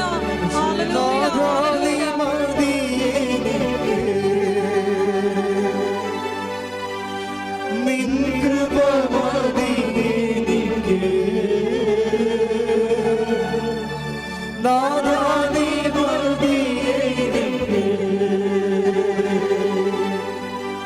നിൻ കൃപ മതിയേ ഈ ഒരു യാത്രയിൽ തിരുകൃപ മതിയേ. കൃപയാൽ അഭിഷിക്തമാകുന്ന വലിയൊരു ദൈവിക നിമിഷമാണ്. നമ്മൾ സാന്നിധ്യത്തെക്കുറിച്ചാണ് ഇപ്പോൾ കർത്താവ് നമുക്ക് വെളിപാട് നൽകുന്നത്. ഇതിപ്പോൾ മുമ്പത്തെ കാലത്തെക്കാളും, അതായത് നേരത്തെ, ഇപ്പം എനിക്കറിയാം കഴിഞ്ഞ കൊല്ലത്തെക്കാളും, മുമ്പത്തെ കാലം ഞാൻ ഉദ്ദേശിച്ച കഴിഞ്ഞ കൊല്ലമാണ്, കഴിഞ്ഞ കൊല്ലത്തെക്കാളും കോവിഡ് കഴിഞ്ഞതിന് ശേഷം നമ്മൾ വീണ്ടും കൃപാസനം റീസ്റ്റാർട്ട് ചെയ്തതിന് ശേഷം അതുവരെ ഉണ്ടാകുന്നൊരു കോവിഡ് കാലമുണ്ടല്ലോ, അതുവരെ ഉണ്ടായിരുന്ന ഉടമ്പടി കാലമില്ലേ, അതിനേക്കാളും ഇപ്പം സാന്നിധ്യം കൂടുതലാണ്. അതാണ് ഇപ്പം നിങ്ങളെ എല്ലാ സാക്ഷ്യവും കേൾക്കുന്നില്ലല്ലോ, ഞാൻ മിക്കവാറും എല്ലാ സാക്ഷ്യവും കേൾക്കുന്നുണ്ട്. അപ്പോൾ എന്താ പ്രശ്നം വെച്ചാൽ മുമ്പത്തെക്കാളും ആൾക്കാരുടെ കൂടെയുള്ള ദൈവത്തിൻ്റെ സാന്നിധ്യം ഇപ്പം കൂടുതലാണ്. അതിൻ്റെ അർത്ഥം എന്താ വെച്ച് കഴിഞ്ഞാൽ ആൾക്കാർ മുമ്പത്തെക്കാളും വിശുദ്ധരായെന്ന് വേണമെങ്കിൽ നമുക്ക് മനസ്സിലാക്കാം. കാര്യം വിശുദ്ധിയും സാന്നിധ്യവുമായിട്ട് കണക്ട് ചെയ്യണത്. പിന്നെ ആൾക്കാർ മുമ്പത്തെക്കാളും ഉടമ്പടിയുടെ ബയോളജി പഠിച്ചിട്ടുണ്ട്. ഇപ്പം ഉടമ്പടി ഒരു ഭക്തകൃത്യമെന്നും അല്ലത്, ശരിക്കും പറഞ്ഞാൽ അത് ഒരു ബൈബിക്കൽ എക്സിക്യൂഷനാണ്. ആ ബൈബിൾ പ്രയോഗത്തിൽ വരുത്തുന്ന സിസ്റ്റമാറ്റിക് സയൻറ്റിഫിക് മാത്തമാറ്റിക്കൽ പ്രെയറാണ്. കാര്യം അതിൻ്റെ ഇന്ന ഫലത്തിന് ഇന്ന ആപ്ലിക്കേഷൻ ഇന്ന ഫലമെന്ന് കൃത്യമാണല്ലോ. കഴിഞ്ഞ ദിവസങ്ങളിലേ ഒരു സാക്ഷ്യം ഉണ്ടായത് അല്ലൻ വർഗീസ് എന്നും പറഞ്ഞ ഒരു ഉദ്യോഗസ്ഥനാണ്, ഗവൺമെൻറ് ഉദ്യോഗസ്ഥൻ, ട്രിവാൻഡ്രത്തെ ഗവൺമെൻറ് ഉദ്യോഗസ്ഥൻ. അദ്ദേഹം ഇവിടെ നിൽക്കുമ്പോൾ വൈഫും കൂടി നിൽക്കുമ്പോൾ അദ്ദേഹത്തിന് മാതാവിനോടുള്ള ഒരു സങ്കടമാണ്. കാര്യം അദ്ദേഹത്തിന് ഒരിക്കലും നടക്കാത്തൊരു കാര്യം അമ്മ ഉടമ്പടി പ്രകാരം നടത്തിക്കൊടുത്ത്. അദ്ദേഹത്തിൻ്റെ ട്രാൻസ്ഫറാണ്. അദ്ദേഹത്തിൻ്റെ ട്രാൻസ്ഫർ ട്രിവാൻഡ്രത്ത് നിന്ന് കൊല്ലത്തേക്കായിരുന്നു. അപ്പോൾ മാതാപിതാക്കന്മാരുടെ കുറേ പ്രശ്നങ്ങളും ഒക്കെ കാരണം അവർക്ക് കൊല്ലത്ത് പോയി ജോലി ചെയ്യാനോ ദിവസവും പോകാനോ പറ്റത്തില്ല. അപ്പം ട്രാൻസ്ഫർ ചേഞ്ച് ചെയ്യാതെ ഒരു മാർഗ്ഗമില്ല. അപ്പോൾ അദ്ദേഹം ആദ്യം ഉടമ്പടി ചെയ്തു, കൊല്ലത്തെ ട്രാൻസ്ഫർ അതുപോലെ തന്നെ നിന്നു. പിന്നെയും വന്ന് ഉടമ്പടി ചെയ്തു, പക്ഷെ പുള്ളിയുടെ ട്രാൻസ്ഫർ വീണ്ടും ട്രിവാൻഡ്രത്തേക്കാക്കി ദൈവം ക്രമീകരിച്ചു. അത് ഭയങ്കര ഞെട്ടിപ്പിക്കുന്ന ഒരു സാക്ഷ്യമാണ്. എന്ന് വെച്ച് കഴിഞ്ഞാൽ, അതായത് എന്താ പ്രശ്നം വെച്ച് കഴിഞ്ഞാൽ, അമ്മ ചെയ്തതിനേക്കാൾ വലുത് അദ്ദേഹം ചെയ്തത് എന്താണെന്ന് ആദ്യം പറയാം. അദ്ദേഹം ആദ്യം ട്രാൻസ്ഫറിന് ഒരിക്കലും അദ്ദേഹത്തിന് ട്രിവാൻഡ്രത്ത് നിന്ന് കൊല്ലത്ത് വന്ന് വർക്ക് ചെയ്യാൻ പറ്റത്തില്ല. അത് കുടുംബത്തിൻ്റെ സാഹചര്യം അതല്ല. അപ്പോൾ എന്താ ചെയ്യണത്? അമ്മ ഇത് മാറ്റിത്തരാതെ ഒരു മാർഗവുമില്ല. 90 ദിവസം അദ്ദേഹം പക്ക ഉടമ്പടിയിലാണ് ജീവിക്കണത്. അല്ലാതെ കാര്യങ്ങൾ മനസ്സിലാക്കി പഠിച്ചു വന്ന് ഉടമ്പടി ചെയ്ത ആളാണ്. അല്ലാതെ ആൻറ്റി പറഞ്ഞ അയൽവാസി പറഞ്ഞെന്നും പറഞ്ഞ് കൂടെ വന്ന് ഉടമ്പടി ചെയ്ത ആളല്ല. അപ്പോൾ അവർക്ക് മണിയാ കിണിയാ എന്തെങ്കിലുമൊക്കെ ചെയ്തിട്ടും പോര്. അതാണ് അവർ വർക്ക് ചെയ്യാത്തതിൻ്റെ കാരണം. ഇത് കറക്റ്റ് കാര്യങ്ങൾ മാസങ്ങളോളം എടുത്ത് പഠിച്ചിട്ടാണ് ഇവിടെ വന്ന് ഉടമ്പടി ചെയ്തത്. ഉടമ്പടി ചെയ്ത് കഴിഞ്ഞാൽ പക്കായിട്ടാണ് അദ്ദേഹം ഉടമ്പടി എക്സിക്യൂട്ട് ചെയ്യണത്. പക്ഷേ ഇത് വർക്കൗട്ട് ചെയ്തില്ല. പക്ഷെ അപ്പോൾ അത് ഉടമ്പടിയുടെ ഇരിക്കുന്ന വെടിമരുന്ന് എന്താണെന്ന് അദ്ദേഹം കണ്ടുപിടിച്ചു. അതാണ് സംഭവം. ഉടമ്പടി എങ്ങനെ കത്തണമെന്ന് പുള്ളിക്ക് കണ്ടുപിടിച്ചു. ഉടനെ പുള്ളി 3 മാസം ഉടമ്പടി ചെയ്ത് ഉടമ്പടി ജീവിച്ചപ്പോൾ ഉടമ്പടി എങ്ങനെയാണ് കത്തണമെന്നോ അല്ലെങ്കിൽ കത്തിക്കാൻ പറ്റണോ എങ്ങനെയാണെന്ന് കണ്ടുപിടിച്ച് പുള്ളി പുതുക്കി കഴിഞ്ഞപ്പോൾ ഒരു മലക്കം പറഞ്ഞിട്ട് ഇവിടെ പരിശുദ്ധാത്മാവ് വിവേചനം കൊടുത്തു മകനെ ഇങ്ങനെയല്ല കാര്യങ്ങൾ ചെയ്യേണ്ടത്. ഇതിന് നിൻ്റെ വയറ്റിപ്പഴപ്പാണ് നീ പ്രാധാന്യം വെച്ചിരിക്കുന്നത്. നീ വെക്കേണ്ടത് പരിശുദ്ധാത്മാവിന് പ്രാധാന്യം കൊടുത്തുകൊണ്ട് ഉടമ്പടി ചെയ്യാൻ പറഞ്ഞു. ഉടനെ പുള്ളി ഇത് വിടുന്നപ്പോൾ ഉടമ്പടി പുതുക്കി കഴിഞ്ഞപ്പോൾ ട്രാൻസ്ഫർ 1ാമത്തെ സെക്ഷനിൽ നിന്ന് ട്രാൻസ്ഫർ വെട്ടി അത് 2ാമതാക്കി മാറ്റി. 1ാമത് പുള്ളി പറഞ്ഞ് പരിശുദ്ധാത്മാവിൻ്റെ ഫലങ്ങളാൽ അമ്മേ എന്നെ നിറക്കാൻ വേണ്ടി എനിക്ക് വേണ്ടി മധ്യസ്ഥം വഹിക്കണേ. അതാണ് ഈ എഡ്യൂക്കേറ്റഡ് ആളുകൾ ഉടമ്പടി ചെയ്യുമ്പോൾ ഉണ്ടാകുന്ന ഗുണങ്ങൾ. കാര്യങ്ങൾ അറിഞ്ഞ് അവർ മറമ്മത്തി തൊട്ട് കളിക്കത്തുള്ളൂ. അവർ ഒന്നുകിൽ ചെയ്യും അല്ലെങ്കിൽ ചെയ്യത്തില്ല. ചെയ്യുമെങ്കിൽ അവർ വെടിപ്പായിട്ട് ചെയ്യും. അതാണ് എഡ്യൂക്കേറ്റഡ് ഓഡിയൻസിൻ്റെ ഒരു പ്രത്യേകത. കാര്യങ്ങൾ എന്താണെന്ന് ടെക്നിക്കുകളുടെ മനസ്സിലാക്കും. അച്ഛൻ്റെ പ്രഭാഷണങ്ങളെല്ലാം കേൾക്കും, ഇതെങ്ങനെ കത്തിക്കണമെന്ന് നോക്കും, എന്നാൽ അതിൻ്റെ ഇന്ധനം എവിടെ ഇരിക്കണം, അതിൻ്റെ കുറിഞ്ഞ് എവിടെയാണ്. ഇപ്പം കതിനായാണെങ്കിലും വല്ലോടത്തും കൊണ്ട് തീ വെച്ച് കത്തത്തില്ല, അതിൻ്റെ കുറിഞ്ഞയ്ക്ക് വേണ്ടി കൊടുക്കണം. അത് മരുന്നിരിക്കുന്ന സ്ഥലത്ത് തന്നെ തീ കൊടുക്കണ്ടേ. അപ്പോൾ ഈ മരുന്നിരിക്കുന്നത് എവിടെയാണെന്ന് പുള്ളിക്ക് മനസ്സിലായി. ഇത് ആത്മാവിലാണ് ഇത് വർക്ക് ചെയ്യണത്. അതുകൊണ്ട് പുള്ളിക്കാരൻ ആദ്യം എഴുതി പരിശുദ്ധാത്മാവിൻ്റെ ഫലങ്ങളെ എന്നെ നിറക്കണമേ. 2 നിവർത്തിയില്ല അമ്മേ, വീണ്ടും വെക്കണം ഞാൻ ട്രാൻസ്ഫറിൻ്റെ കാര്യം. കൊല്ലത്ത് പോകാൻ എനിക്ക് അവർ പറഞ്ഞു, അവർ ഓഫീസ് കൊല്ലത്തിടാമെന്ന് പറഞ്ഞു. കൊല്ലത്ത് പോകാൻ അതിനുള്ള റെഡിയാക്കിയിരിക്കുകയാണ് അവർ. അപ്പം അതുകൊണ്ട് ഇപ്പോഴും അത് സ്റ്റാറ്റസ് കോ അങ്ങനെ നിൽക്കുകയാണ്, ഒരു മാറ്റവും ഇല്ലാതെ. പക്ഷെ എനിക്ക് പോകാനും പറ്റണില്ല. അപ്പോൾ എന്നെ അതാണ് വെച്ചാൽ. പക്ഷെ ആദ്യം പിന്നെ അതിൻ്റെ അകത്ത് മൂന്നാമതായിട്ട് പുള്ളിക്കാരനൊരു കാര്യം വെച്ചു. കാര്യം അമ്മ ഞാൻ മാത്രമല്ല, എൻ്റെ കൂടെ ഒരു സഹപ്രവർത്തകനുണ്ട് ഈ ഓഫീസിൽ ജോലി ചെയ്യണം. അവരും എന്നെപ്പോലെ പ്രശ്നമാണ്. അവനെയും കൊല്ലത്തൊന്നും വർക്ക് ചെയ്യാൻ പറ്റത്തില്ല. അപ്പം അവൻ്റെ കാര്യം കൂടി ഞാൻ വെക്കണമെന്ന് മൂന്നാമതായിട്ട് അവൻ്റെ കാര്യം വെച്ച്, സഹപ്രവർത്തകൻ്റെ കാര്യം വെച്ച്. അപ്പോൾ ഈ അല്ലൻ്റെ കാര്യം അമ്മ രണ്ടാമത്തെ ഉടമ്പടി കറക്റ്റ് ഉടമ്പടി ആയത് കാരണം അല്ലൻ്റെ കാര്യം അമ്മ ഈ വിത്തിൻ നോ ടൈം കൊല്ലത്തെ ഓഫീസും ഗവൺമെൻറ് സ്റ്റോപ്പ് ചെയ്ത് അത് ആ പ്രോജക്റ്റ് സ്റ്റോപ്പ് ചെയ്ത് അല്ലെങ്കിൽ അവിടെ തന്നെ അവൻ ഇരുന്ന സ്ഥലത്ത് തന്നെ ട്രാൻസ്ഫർ തിരിച്ചു കൊടുത്തു. ക്ലിയറായത്. ഇപ്പോൾ ഓർഡറെല്ലാം പിൻവലിച്ചു, എല്ലാം ക്ലിയറായി. പക്ഷേ കൂടെ ഉള്ളവന് ഇപ്പോഴും പോകണം. അപ്പോൾ അവൻ ഇവിടെ വന്ന ദിവസം പറഞ്ഞു, അമ്മേ ഞാൻ എൻ്റെ കാര്യം പറഞ്ഞപ്പോൾ മൂന്നാമതായിട്ട് എൻ്റെ സഹപ്രവർത്തകൻ്റെ കാര്യം പറഞ്ഞായിരുന്നു. അവനിപ്പോഴും വിഷമത്തിലാണെന്ന് പറഞ്ഞില്ല. പെട്ടെന്ന് ഒരു സുഗന്ധാഭിഷേകം വന്നു. പെട്ടെന്ന് ഇവിടെ നിൽക്കുമ്പോൾ സുഗന്ധാഭിഷേകം വന്നു. അപ്പോൾ വൈഫിനോട് ചോദിച്ചു, വൈഫും കൊണ്ട് നിൽക്കുകയല്ലേ, കാര്യം ഇവിടെ ഞങ്ങളെ ഇവിടെ ഈ നമുക്ക് ഈ 10,000-2000 ആൾക്കാർ ഒരുമിച്ച് നിൽക്കണമ്പോൾ ബാത്റൂംസ് ഇവിടെ തന്നെയാണ് സെറ്റ് ചെയ്തിരിക്കുന്നത്. ആരും കാണുന്നില്ലെങ്കിലും വളരെ ശാസ്ത്രീയമായിട്ട് 57 ബാത്റൂമിൻ്റെ അകത്തുണ്ട്. അത് ആ രീതിയിലാണ് സെറ്റ് ചെയ്തിരിക്കണം. പക്ഷേ ഓവറായിട്ട് ആൾക്കാർ വന്ന് ഉപയോഗിച്ച് കഴിയുമ്പോൾ എന്തെങ്കിലും സ്മെല്ലുണ്ടാകും. അതുകൊണ്ട് ഞങ്ങളിവിടെ എല്ലാം വിക്ക് വെച്ചിരിക്കുന്നത് കണ്ടില്ലേ നിങ്ങൾ, എന്തുമാത്രം വിക്ക് വെച്ചിട്ടുണ്ട് ഇവിടെ. അപ്പോൾ ചിലപ്പോൾ ഏതെങ്കിലുമൊക്കെ ഓർഡർ നല്ല സ്മെല്ല് വരും. അതിന് ആൾക്കാർ ഒത്തിരി കൊണ്ട് ആവശ്യമില്ലാത്ത സ്മെല്ലുണ്ടാകാതിരിക്കാൻ വേണ്ടി ഇത് സെറ്റ് ചെയ്തിരിക്കുന്നതാണ്. അപ്പം ഞാൻ ഈ സുഗന്ധാഭിഷേകം എന്ന് പറയുമ്പോൾ ഞാൻ മൈൻഡ് ചെയ്യത്തില്ല, കാര്യം എനിക്കറിയാം ഈ വിക്ക് വെച്ചിരിക്കണ കൊണ്ടാണെന്നറിയാം. പക്ഷേ പ്രോബ്ലം വെച്ച് കഴിഞ്ഞാൽ ഈ വിക്കിൻ്റെ സ്മെല്ലല്ല, വേറെ ഒരു വെറൈറ്റി സ്മെല്ലാണ് ഇതിൻ്റെ മാതാവിൻ്റെ സ്മെല്ലെന്ന് പറയുമ്പോൾ. അപ്പോൾ ഉടനെ വൈഫ് അടുത്ത് നിൽപ്പുണ്ട്. വൈഫോട് ചോദിക്കും, എനിക്ക് വല്ലാത്തൊരു സ്വർഗീയ സുഗന്ധം ഫീൽ ചെയ്യണമല്ല, നിനക്ക് വല്ലതും തോന്നിയോ? അപ്പോൾ പറഞ്ഞു എനിക്കൊന്നും തോന്നിയില്ല. വീണ്ടും ചോദിച്ചു, അയാൾക്ക് സ്മെല്ല് ശരി വരുന്നുണ്ട്. വീണ്ടും ചോദിച്ചു, അപ്പോഴും ഒന്നുമില്ല. കുറച്ച് കഴിഞ്ഞപ്പോൾ അയാളുടെ മനസ്സിലൊരു ഇൻഡ്യൂഷൻ വന്നു, കൂട്ടുകാരനെ വിളിക്കുക വന്നു. അയാൾ പുറത്തോട്ടിറങ്ങിയിട്ട് കൂട്ടുകാരനെ വിളിച്ചു, നിൻ്റെ ട്രാൻസ്ഫറിന് വല്ലതും സംഭവിച്ചോടാന്ന് ചോദിച്ചു. അപ്പോൾ പറഞ്ഞു എൻ്റെ ട്രാൻസ്ഫർ ക്യാൻസലാക്കിയെന്ന് പറഞ്ഞു.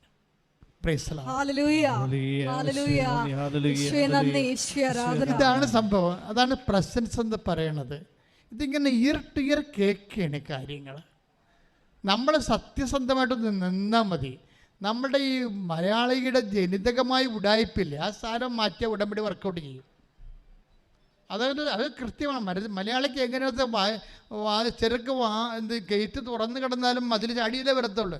അവരെന്തെങ്കിലും തരത്തിൽ കുറക്കാൻ പറ്റുമോ എന്ന് നോക്കും. ഇത് 10 പത്രമെങ്കിലും അടുത്ത ആഴ്ച കൊടുത്താൽ മതിയാന്ന് ചിന്തിക്കും.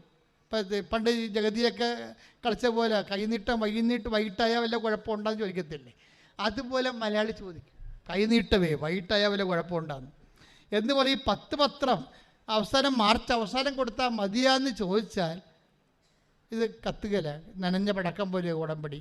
എന്താ കാര്യം? ഇതിനൊരു ലിമിറ്റഡ് ഒരു സ്പീഡുണ്ട്. അത് നിങ്ങളുടെ സ്പിരിച്വൽ എന്തൂസിയാസത്തിൻ്റെ ഭാഗമാണ്. വെച്ച് കഴിഞ്ഞാൽ അതാണ് കർത്താവിൻ്റെ പുനരുദ്ധാനത്തിനാണ് സാക്ഷ്യം വഹിക്കുന്നത്. നിങ്ങൾ പത്രം കൊടുത്തു, രോഗിയെ കണ്ടു, രോഗിയെ കണ്ടാകുമ്പോൾ തന്നെ ഈശോ എന്താ പറഞ്ഞിരിക്കണമെന്ന് വെച്ചാൽ ഞാൻ രോഗിയാണെന്നല്ല പറഞ്ഞിരിക്കണത്, അല്ലേ? അവിടെ വേറെ നിങ്ങളുടെ അയൽവാസിയാണ്, ചിലപ്പോൾ ജന്മത്ത് ആദ്യമായിട്ടും കാണുന്ന രോഗിയാണ്. അതുകൊണ്ട് നിങ്ങൾ ചിലപ്പോൾ ജന്മിത്തം കളിക്കും. എന്നാൽ കിടക്കട്ടെ, എൻ്റെ കയ്യിൽ നിന്നൊരു 50 രൂപ. അപ്പം നിങ്ങൾ ജന്മിയുമായി അയാൾ കുടിയാനുമായി. അപ്പം ഇങ്ങനെയുള്ള ജന്മികുടിയാൻ വ്യവസ്ഥിതി നിങ്ങൾക്ക് ഇത്തിരി പൈസ എന്തെങ്കിലും ഇത്തിരി മേൽക്കൈ കിട്ടിയാൽ പിന്നെ അപ്പത്തന്നെ നിങ്ങൾ കോളർ പൊക്കും. കോളർ പൊക്കണ കാരണമാണ് ഈശോ പറഞ്ഞത് കോളറൊക്കെ താത്ത് രോഗിയെ ഞാനായിട്ട് കാണാൻ പറയും. അതാണ് ഈശോ പറഞ്ഞത്, ഞാൻ രോഗിയായിരുന്നു. അതാണ് പറഞ്ഞത്. എന്ന് വെച്ച് കഴിഞ്ഞാൽ ഞാൻ കർത്താവ് രോഗിയാണെന്ന് പറയുമ്പോൾ നമ്മളാരാകും? ദാസനാകും. അമ്മ അതാണ് ഉടമ്പടി ചെയ്യുമ്പോൾ ബേസിക്കായിട്ട് പറയണത്, നീ ഗർഭം ധരിച്ചൊരു പുത്രനെ പ്രസവിക്കും എന്ന് പറയുമ്പോൾ അമ്മ എന്താ പറയണത്? ദൈവത്തിനൊന്നും അസാധ്യമല്ലെന്ന് പറയുമ്പോൾ കർത്താവാണിത് ചെയ്യണമെന്ന് അമ്മയ്ക്ക് മനസ്സിലായില്ലേ? അമ്മ ഉടനെ എന്താ പറയണത്? ഇതാ കർത്താവിൻ്റെ ദാസി. അതാ അമ്മ ഉടമ്പടി ചെയ്യണം എന്താണ്? ദാസിയാണെന്നും പറഞ്ഞാൽ ഉടമ്പടി ചെയ്യുന്ന ഓരോ വ്യക്തികളും ആ ചെയ്യുന്ന നിമിഷം തന്നോട് തന്നെ പറയണം, ഞാൻ കർത്താവിൻ്റെ ദാസാണ്, കർത്താവിൻ്റെ ദാസിയാണ്. അമ്മയുടെ മധ്യസ്ഥയിലാണ് ദൈവത്തോട് ഉടമ്പടി ചെയ്യണത്. കൈയടിച്ച് കർത്താൻ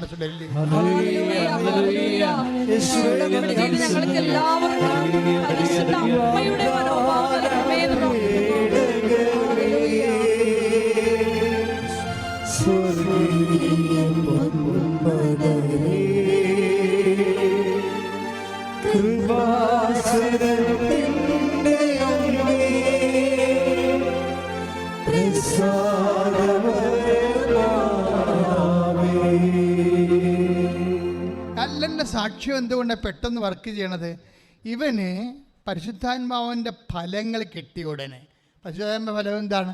സ്നേഹമാണ്, അല്ലേ? സ്നേഹമാണ്. അതുകൊണ്ടാണല്ലോ അവൻ രക്ഷപ്പെടാത്തതിൽ ഇവന് സങ്കടം വന്നത്. അതുകൊണ്ടാണല്ലോ അമ്മയോട് അവൻ പറഞ്ഞത്, അമ്മ അവൻ്റെ കാര്യം ശരിയായില്ല എന്ന് പറഞ്ഞത്. അപ്പോഴാണ് അമ്മ പറഞ്ഞത്, എൻ്റെ സാന്നിധ്യം നിൻ്റെ കൂടെയുണ്ട്, അവൻ്റെ കാര്യം ശരിയാക്കിയിട്ടുണ്ടെന്ന്. ഇതിന് ഒന്നും പഞ്ഞമില്ല മക്കളെ. ഇതെല്ലാം നിങ്ങൾ വരച്ച വരയിൽ നിങ്ങൾ പറയുന്ന സത്യസന്ധമാണെങ്കിൽ, നിങ്ങൾ ദൈവത്തിൻ്റെ സ്നേഹിതരാണെങ്കിൽ, ആ സ്നേഹത്തിന് വേണ്ടി സാക്ഷ്യം വഹിക്കാനാണ് നിങ്ങൾ ഉടമ്പടി എടുത്തെങ്കിൽ, ആ ലക്ഷ്യം സത്യസന്ധമാണെങ്കിൽ തീർച്ചയായിട്ടും ഉടമ്പടി ഇന്ന് കത്തും നിന്ന് കത്തും. കൈയടിച്ച് കർത്താവ്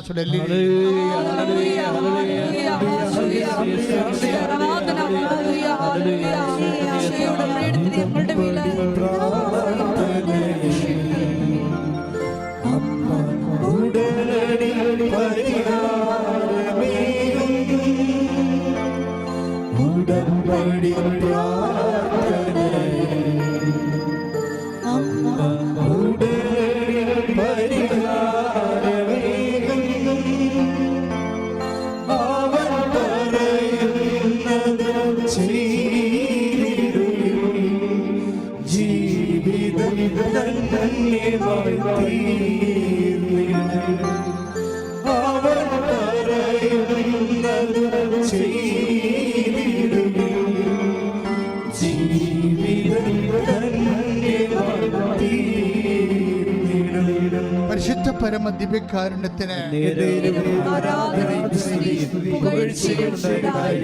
എൻ്റെ മക്കളെ, നിങ്ങൾ ഈ സാക്ഷ്യം കേൾക്കുമ്പോൾ നിങ്ങൾ ഉടനെ വല്ല വിഡ്ഢിയാന്മാരും ഉണ്ടെങ്കിൽ ബുദ്ധിപരമായിട്ട് ആലോചിക്കും. ഉള്ള ഉദ്യോഗസ്ഥന്മാരൊക്കെ ഇങ്ങനെ വീട്ടിൽ തന്നെ ട്രാൻസ്ഫർ കിട്ടണമെന്ന് പറഞ്ഞാൽ സർക്കാർ തെണ്ടിപ്പോവില്ല എന്ന് വിചാരിക്കും. അങ്ങനെ ചിന്തിക്കേണ്ട കാര്യമില്ല. അവിടെ സിറ്റുവേഷൻ അതാണ്. ചില കുഷ്മണ്ഡന്മാർ ചിന്തിക്കുകയെ, ഉദ്യോഗസ്ഥന്മാരല്ല ഇങ്ങനെ ട്രാൻസ്ഫർ ചോദിച്ചാൽ പിന്നെ സർക്കാരെ തെണ്ടുമില്ല എന്ന്. എന്താ പ്രശ്നം വെച്ച് കഴിഞ്ഞാൽ അതേടെ പ്രത്യേക സിറ്റുവേഷൻസാണ്. നിൻ്റെ സിറ്റുവേഷൻ ആയിരിക്കത്തില്ല ഒരു മറ്റ് വ്യക്തിയുടെ സിറ്റുവേഷൻ എന്ന് പറഞ്ഞാൽ വ്യത്യാസം ഉണ്ടാകും. പക്ഷേ നിന്നെക്കത് അറിയാൻ പറ്റത്തില്ല. നിൻ്റെ ഭാര്യ ആയിരിക്കാം, നിൻ്റെ മകളായിരിക്കാം, മകനായിരിക്കാം. അവിടെ സിറ്റുവേഷൻ നിനക്ക് അറിയത്തില്ല. ഇതെല്ലാം അറിയണ ഒരാളുണ്ട്. അയാൾ നമുക്ക് വാഗ്ദാനം തന്നു. I will reinstate you in your own soil. എന്താണ്? നിൻ്റെ മണ്ണിൽ തന്നെ ഞാൻ നിന്നെ പുനഃസ്ഥാപിക്കും. വാഗ്ദാനമാണ്, ദൈവത്തിൻ്റെ വാഗ്ദാനമാണ്. ഐ വിൽ റീഇൻസ്റ്റേറ്റ് യു, പുനഃസ്ഥാപിക്കോ. എന്താണ്? In your own soil. നീ എവിടെയാണ് വേറെ എടുത്തത് അവിടെ തന്നെ നിന്നെ തിരിച്ചു കൊണ്ടുവരുമെന്ന് കർത്താവിൻ്റെ വാഗ്ദാനമാണ്. എസെക്കിയേലിൻ്റെ പ്രവചനങ്ങളിലുണ്ട്. എസെക്കിയേൽ 37:13-14 എൻ്റെ ആത്മാവിനെ ഞാൻ നിങ്ങളിൽ നിവേശിപ്പിക്കും. അതുപോലും എന്താണ് ഈ അയാളെ കൊണ്ടുപോകുന്ന എന്നെ പരിശുദ്ധാത്മാവിൽ നിറയ്ക്കണമെന്നാണ് ആ ഉദ്യോഗസ്ഥൻ പ്രാർത്ഥിച്ചിരിക്കുന്നത്. നിന്റെ ട്രാൻസ്ഫർ പോലും പരിശുദ്ധാത്മാവിൻ്റെ ഫലമായിട്ടാണ് വരണത്. എന്താ പറഞ്ഞ എൻ്റെ ആത്മാവിനെ ഞാൻ നിന്റെ മേൽ അയക്കും. അടുത്ത നടപടി എന്താണ്? നിങ്ങൾ ജീവിക്കും. നിങ്ങൾ ജീവിക്കും. പിന്നെന്താ? ഞാൻ ഒന്ന് പറഞ്ഞേ, ഞാൻ നിങ്ങളെ നിങ്ങളുടെ സ്വന്തം ദേശത്ത് വസിപ്പിക്കും. ഇപ്പൊ സ്വന്തം ദേശത്ത് പറഞ്ഞാൽ നേരത്തെ ജീവിക്കുന്ന സ്ഥലമാണ്. അതുകൊണ്ട് മലയാളം ട്രാൻസ്ലേഷൻ വരുമ്പോൾ പുനരധിവസിപ്പിക്കുമെന്ന് പറഞ്ഞിട്ടില്ല, വസിപ്പിക്കുമെന്ന് പറഞ്ഞു. പണ്ടുണ്ടായിരുന്ന സ്ഥലത്തുമാണ്, വീണ്ടും അവിടെ തന്നെ വസിപ്പിക്കുക. എൻ്റെ മക്കളെ, ഉടമ്പടി വർക്ക് ചെയ്യണമെങ്കിൽ 8810 വാഗ്ദാനങ്ങൾ ഉൾപ്പെട്ടാൽ മതി. നീ പറയണ കാര്യം അതെന്തായാലും ദൈവം നൽകിയിട്ടുള്ള മനുഷ്യരാശിയുടെ നിലനിൽപ്പിന്, എക്കാലത്തെയുള്ള നിലനിൽപ്പിന് ദൈവം നൽകിയിട്ടുള്ള 8810 വാഗ്ദാനമുണ്ട്. അതിൽ ഉൾപ്പെട്ട് കഴിഞ്ഞാൽ അത് ആ രാജ്യത്ത് നിയമപരമായിട്ട് നിലനിൽക്കുമോ ഇല്ലയോ എന്നുള്ളതും ബൈബിൾ അറിയേണ്ട കാര്യമില്ല. ദൈവം ഈ മനുഷ്യന്മാരുണ്ടാക്കിയ നിയമങ്ങളെല്ലാം ദൈവ നിയമത്തിൻ്റെ താഴെയിട്ട് അത് കണ്ട് പഠിച്ചുണ്ടാക്കിയ സംഭവമാണ്. അതുകൊണ്ടാണ് ഇത് മനുഷ്യന്മാരുടെ നിയമങ്ങൾ പോലും നിലനിൽക്കുന്നതിൻ്റെ കാര്യം എന്താണ്? ദൈവിക ഡിവൈൻ ലോ ഉള്ളത് കൊണ്ടാണ്. ഡിവൈൻ ലോ നിലനിൽക്കുന്ന ദൈവത്തിൻ്റെ വാഗ്ദാനങ്ങളിലാണ്. ചിലപ്പോൾ ദൈവികമായ വാഗ്ദാനങ്ങളെ ഈ മാനുഷ്യ നിയമങ്ങളെയും അതിലംഘിച്ചുകൊണ്ട് ദൈവം വാഗ്ദാനം നടപ്പാക്കും. അതുകൊണ്ടാണ് ചില ആൾക്കാർക്ക് ആ ഉടമ്പടി എടുത്തു കഴിയുമ്പോൾ അവരുടെ വിസ തടഞ്ഞിട്ടിരിക്കുന്ന രാജ്യത്തിൻ്റെ നിയമങ്ങൾ തന്നെ ദൈവം മാറ്റേണ്ട കാര്യം എന്താണ്? നിയമത്തെക്കാൾ വലുതാണ് ദൈവത്തിൻ്റെ വാഗ്ദാനം. കൈയടിച്ച് കർത്താവിനെ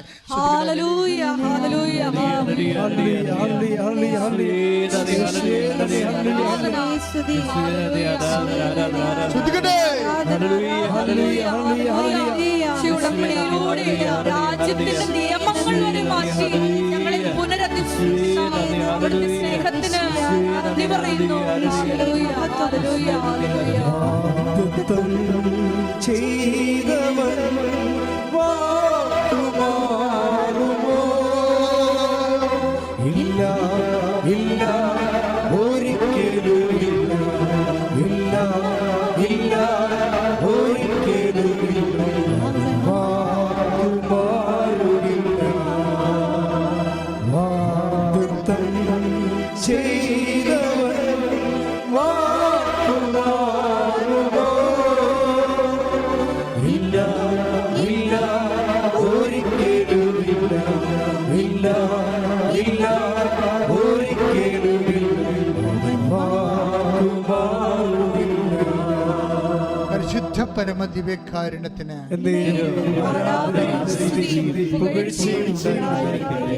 ദൈവസ്നേഹം ഉണ്ടായിരിക്കുക, പരിശുദ്ധാത്മ നിറവിൽ ജീവിക്കുക, വിശുദ്ധിയുടെ വ്യാപരിക്കുക, ദൈവത്തിൻ്റെ സാന്നിധ്യം ഉറപ്പുവരുത്തുക. ദൈവം നിങ്ങളെ അനുഗ്രഹിക്കട്ടെ. Praise the Lord. അച്ഛൻ പ്രാർത്ഥിച്ചുകൊണ്ടേയിരിക്കും, മക്കൾ സ്തുതിച്ചുകൊണ്ടേയിരിക്കുക. രോഗമുള്ളിടത്ത് കൈകൾ മാറി മാറി വെക്കണം. രോഗമുള്ളിടത്തേക്ക് കൈകൾ മാറി മാറി വെച്ചാൽ മതി. ചിലപ്പോൾ ഒരാൾക്ക് 4-5 രോഗങ്ങളുണ്ടാകും. അച്ഛൻ മാതാവിൻ്റെ മധ്യസ്ഥതയിൽ കൃപ നിറഞ്ഞു നിൽക്കുന്ന ആരാധനയുടെ അഭിഷേക നിമിഷമാണ്. നിന്റെ മക്കൾ സ്തുതിക്കട്ടെ, ഇടിമുഴക്കം പോലെ സ്തുതിക്കട്ടെ. എന്റെ കർത്താവേ, നിന്റെ ഉന്നതമായ നാമത്തിന് സ്വസ്ഥം ചെയ്യുന്ന കർത്താവേ, എന്റെ കർത്താവേ, വിശുദ്ധ പൗരോഹിത്യത്തെ മഹത്വപ്പെടുത്തണമേ കർത്താവേ. എന്റെ കർത്താവേ, സഭയിലുള്ള സാന്നിധ്യം പ്രകടമാക്കണമേ കർത്താവേ. 36 കൊല്ലം ഞാൻ അർപ്പിച്ച കൃപാനയുടെ യോഗ്യതയാൽ കൃപാസ്ഥാനത്താറ് ജീവനോടെ പ്രത്യക്ഷപ്പെട്ട മാതാവിൻ്റെ മാധ്യസ്ഥത്തിലെ മാരക രോഗങ്ങൾ, തീരാവേദികൾ ദൈവനാമത്തിൽ മാറിപ്പോകട്ടെ എന്ന് പ്രാർത്ഥിക്കുന്നു കർത്താവിൻ്റെ ശക്തി. നടുവേദനക്കാരെ സമർപ്പിച്ച് പ്രാർത്ഥിക്കുന്ന കർത്താവ്, നടുവേദനയ്ക്കുന്ന കർത്താവ്, കിഡ്നി രോഗികളെ സമർപ്പിച്ച് പ്രാർത്ഥിക്കുന്ന കർത്താവ്, കിഡ്നി രോഗികളെ കിഡ്നി ചുളിഞ്ഞു പോയവരെ, കിഡ്നി കർത്താവ് ചുളിഞ്ഞു പോയവരെ, കിഡ്നി ചെറുതായി പോയവരെ, കിഡ്നിയിൽ കല്ലുള്ളവരെ, കിഡ്നിക്ക് വീക്കമുള്ളവരെ, കിഡ്നി വലുതാകുന്നവരെ എല്ലാവരെയും കർത്താവ് സ്പർശിക്കട്ടെ. കൈ രോഗമുള്ളിടത്തേക്ക് കൈകൾ മാറ്റി മാറ്റി ശ്രദ്ധിക്കട്ടെ. പ്രാർത്ഥിക്കുന്ന കർത്താവ്, സ്പോണ്ടിലോസിസിന് അസുഖമുള്ളവരെ സമർപ്പിച്ച് പ്രാർത്ഥിക്കുന്ന കർത്താവ്, തൈറോയ്ഡ് രോഗികളെ സംബന്ധിച്ച് പ്രാർത്ഥിക്കുന്ന കർത്താവെ, കരരോഗികളെ സംബന്ധിച്ച് പ്രാർത്ഥിക്കുന്ന കർത്താവെ, കിഡ്നി രോഗികളെ സംബന്ധിച്ച് പ്രാർത്ഥിക്കുന്ന കർത്താവെ, ശ്വാസകോശ രോഗികളെ കർത്താവ്, ശ്വാസകോശ രോഗികൾ, പതിരയുടെ അസുഖമുള്ളവരെ കർത്താവ്, വലിവ് രോഗികൾ, ആസ്മ രോഗികൾ, അൾസർ രോഗികൾ, അൾസർ രോഗികൾ കർത്താവ് സംബന്ധിച്ച് പ്രാർത്ഥിക്കുന്ന കർത്താവെ, ഉദര രോഗികളെ കർത്താവ് സംബന്ധിച്ച് പ്രാർത്ഥിക്കുന്ന കർത്താവെ, നിന്റെ തിരുമുൻപാടുന്ന വലതുകരം രോഗികളുടെ മേൽ വെക്കണമെന്ന് പ്രാർത്ഥിക്കുന്ന ദൈവത്തിൻ്റെ കരുണ മക്കളിലേക്ക് ആവശ്യിക്കട്ടെ പ്രാർത്ഥിക്കുന്ന മക്കളില്ലാത്ത പ്രാർത്ഥിക്കുന്ന കർത്താവ്, കുടൽ രോഗികൾ, അൾസർ രോഗികൾ, അർച്ചസ് രോഗികൾ കർത്താവിൻ്റെ വിശുദ്ധമായ രഥത്ത് കടുക്കപ്പെടട്ടെ. മാരകരോഗങ്ങൾ യേശുനാമത്തിൽ സൗഖ്യമാകട്ടെ എന്ന് പ്രാർത്ഥിക്കുന്ന മക്കളില്ലാത്ത പ്രാർത്ഥിക്കുന്ന കർത്താവ്, കടലുകളെ ശ്രദ്ധ പ്രാർത്ഥിക്കുന്ന കർത്താവ്, പാങ്ക്രിയാസ് രോഗികളെ ശ്രദ്ധ പ്രാർത്ഥിക്കുന്ന കർത്താവ്, ഭക്ഷ്യരോഗികൾ, ഷുഗർ രോഗികൾ, മെനിഞ്ചസ് അസുഖമുള്ളവരെ സമർപ്പിച്ച് പ്രാർത്ഥിക്കുന്ന മുടിക്കൊഴിച്ചവരുടെ ശ്രദ്ധ പ്രാർത്ഥിക്കുന്ന കർത്താവ്, നടുവേനക്കാർ ശ്രദ്ധ പ്രാർത്ഥിക്കുന്ന കർത്താവ്, വാതരോഗികൾ കർത്താവ്, ഞരമ്പിന് വീക്കമുള്ളവർ, ഞരമ്പിന് ബ്ലോക്കുള്ളവർ, കാലം മരവിക്കുന്ന ശ്രദ്ധ പ്രാർത്ഥിക്കുന്ന കർത്താവ്, മുള്ളക്കാലും ഉച്ചവരെയുള്ള മാരക രോഗങ്ങൾ, തീരാവേക്ഷികൾ യേശു ക്രിസ്തുവിന്റെ നാമത്തിൽ മാറിപ്പോകട്ടെ. ശ്രദ്ധിക്കട്ടെ.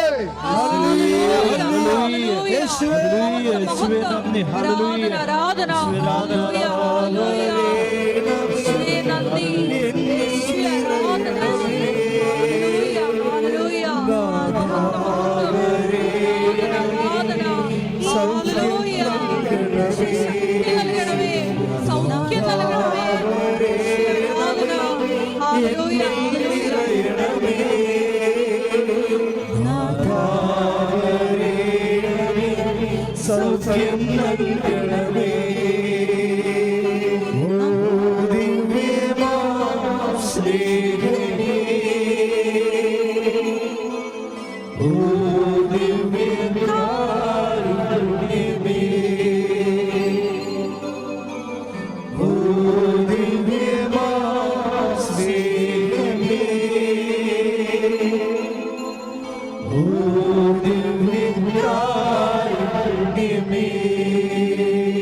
പരിശുദ്ധ പരമദിവ്യകാരുണ്യത്തിന് എൻ്റെ പ്രിയപ്പെട്ടവരെ, ജോലി ഇല്ലാത്തവരെ, ഇപ്പോൾ പ്രാർത്ഥിക്കാൻ പോകുന്ന ആരാധനയ്ക്ക് സമർപ്പിക്കാൻ പോകുന്ന വിഷയങ്ങളാണ്. നിങ്ങൾ വിശ്വസിക്കുമെങ്കിൽ ഈ വിഷയത്തിന് ഈ മാസം തന്നെ സാക്ഷ്യം പറയാൻ ദൈവം നിങ്ങൾ അനുവദിക്കും. അല്ലെങ്കിൽ ഉടമ്പടി കാലഘട്ടത്തിൽ ജോലിയില്ലാത്തവർക്ക് വേണ്ടി പ്രാർത്ഥിക്കുന്ന സമയമാണ്. വീടില്ലാത്തവര്,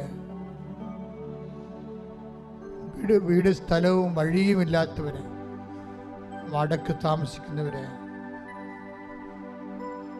ഈ ആഴ്ചയിൽ ഈ മാസത്തിൽ ഇന്റർവ്യൂ അറ്റൻഡ് ചെയ്യാൻ പോകുന്നവര്, ഈ ആഴ്ചയിൽ ട്രാൻസ്ഫറിന് വേണ്ടി ശ്രമിക്കുന്നവര്, ഈ ആഴ്ചയിൽ പരീക്ഷ എഴുതിക്കൊണ്ടിരിക്കുന്ന മക്കള്, പുതിയ SLCക്കാർ പരീക്ഷ എഴുതാൻ പോകുന്നവര്, അവരുടെ മാതാപിതാക്കന്മാരെ ഈ സമയം ആരാധനയിൽ കുഞ്ഞുങ്ങളെ സമർപ്പിച്ചുകൊണ്ട് പ്രാർത്ഥിക്കട്ടെ. ഈ ആഴ്ചയിൽ ഡിഗ്രി പരീക്ഷ എഴുതാൻ പോകുന്നവര്,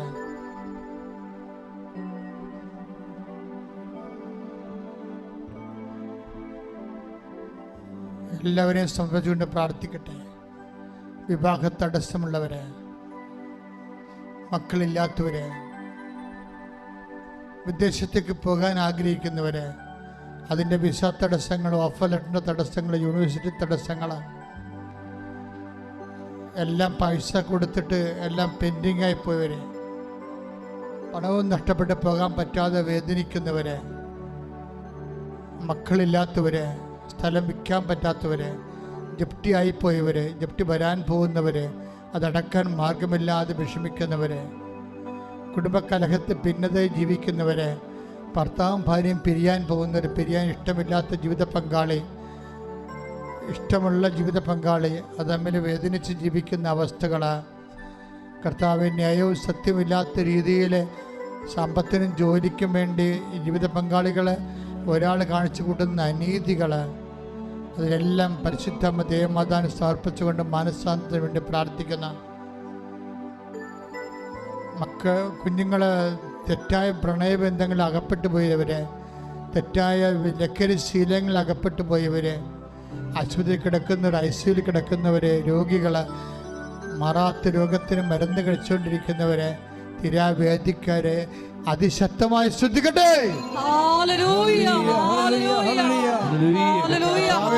ഉന്നതമായ നാമത്തിന് സ്തോത്രം ചെയ്യുന്ന കർത്താവേ, കൃപാസനത്തെ നീ ഏറ്റെടുക്കണമേ, അതിൻ്റെ ആരാധന ഏറ്റെടുക്കണമേ. ദൈവത്തിൻ്റെ കരുണ മക്കളിലേക്ക് ആവശ്യിക്കട്ടെ, ദൈവത്തിൻ്റെ ശക്തി മക്കളിലേക്ക് ആവശ്യിക്കട്ടെ. എല്ലാവിധ ജീവിത നൊമ്പരങ്ങളും തീരാവേദനകളിലും അവസ്ഥകളിലുമായി അകപ്പെട്ടിരിക്കുന്നവരെ, യാത്രയിലാകാൻ പോകുന്നവർ, ജീവിത നിലവാരങ്ങൾ, യാത്രയുടെ ലക്ഷ്യങ്ങളുള്ളവർ, കർത്താവെ അതെല്ലാം ഏറ്റെടുക്കാൻ, കർത്താവ് നിറവേറാൻ കർത്താവിന്റെ പരിശുദ്ധാത്മാ നിറയട്ടെ. ശ്രദ്ധിക്കട്ടെ.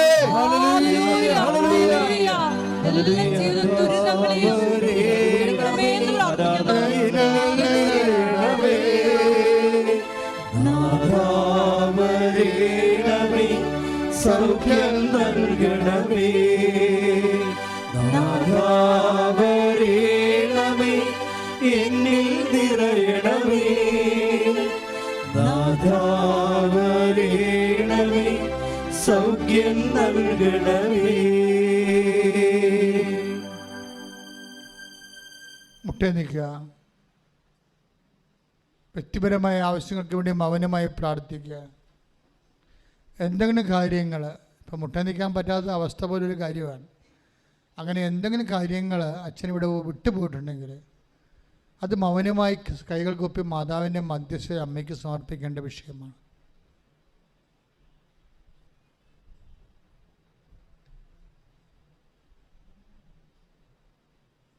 എല്ലാവരും മുട്ടുകുത്തുക. സമാപന ആശീർവാദം.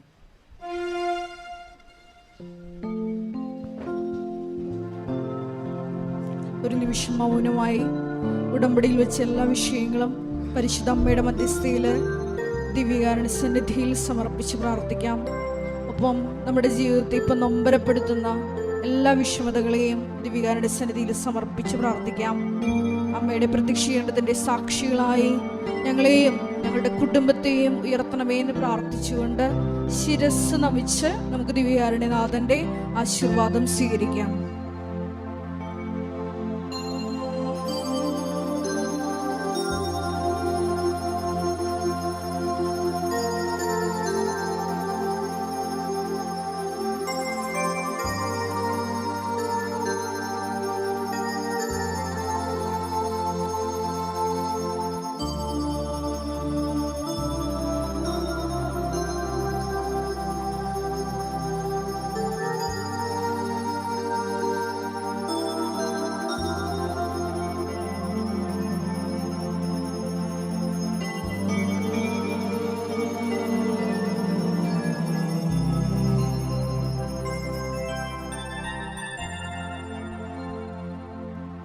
പരിശുദ്ധ പരമ ദിവ്യകാരുണ്യമേ,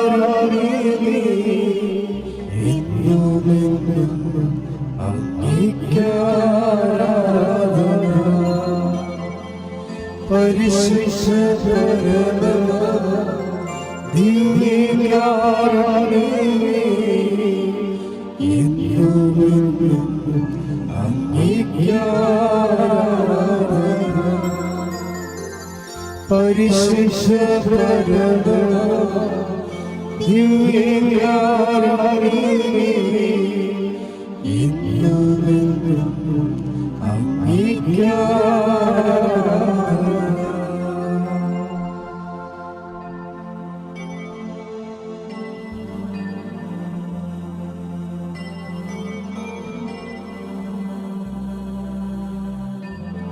ആവേ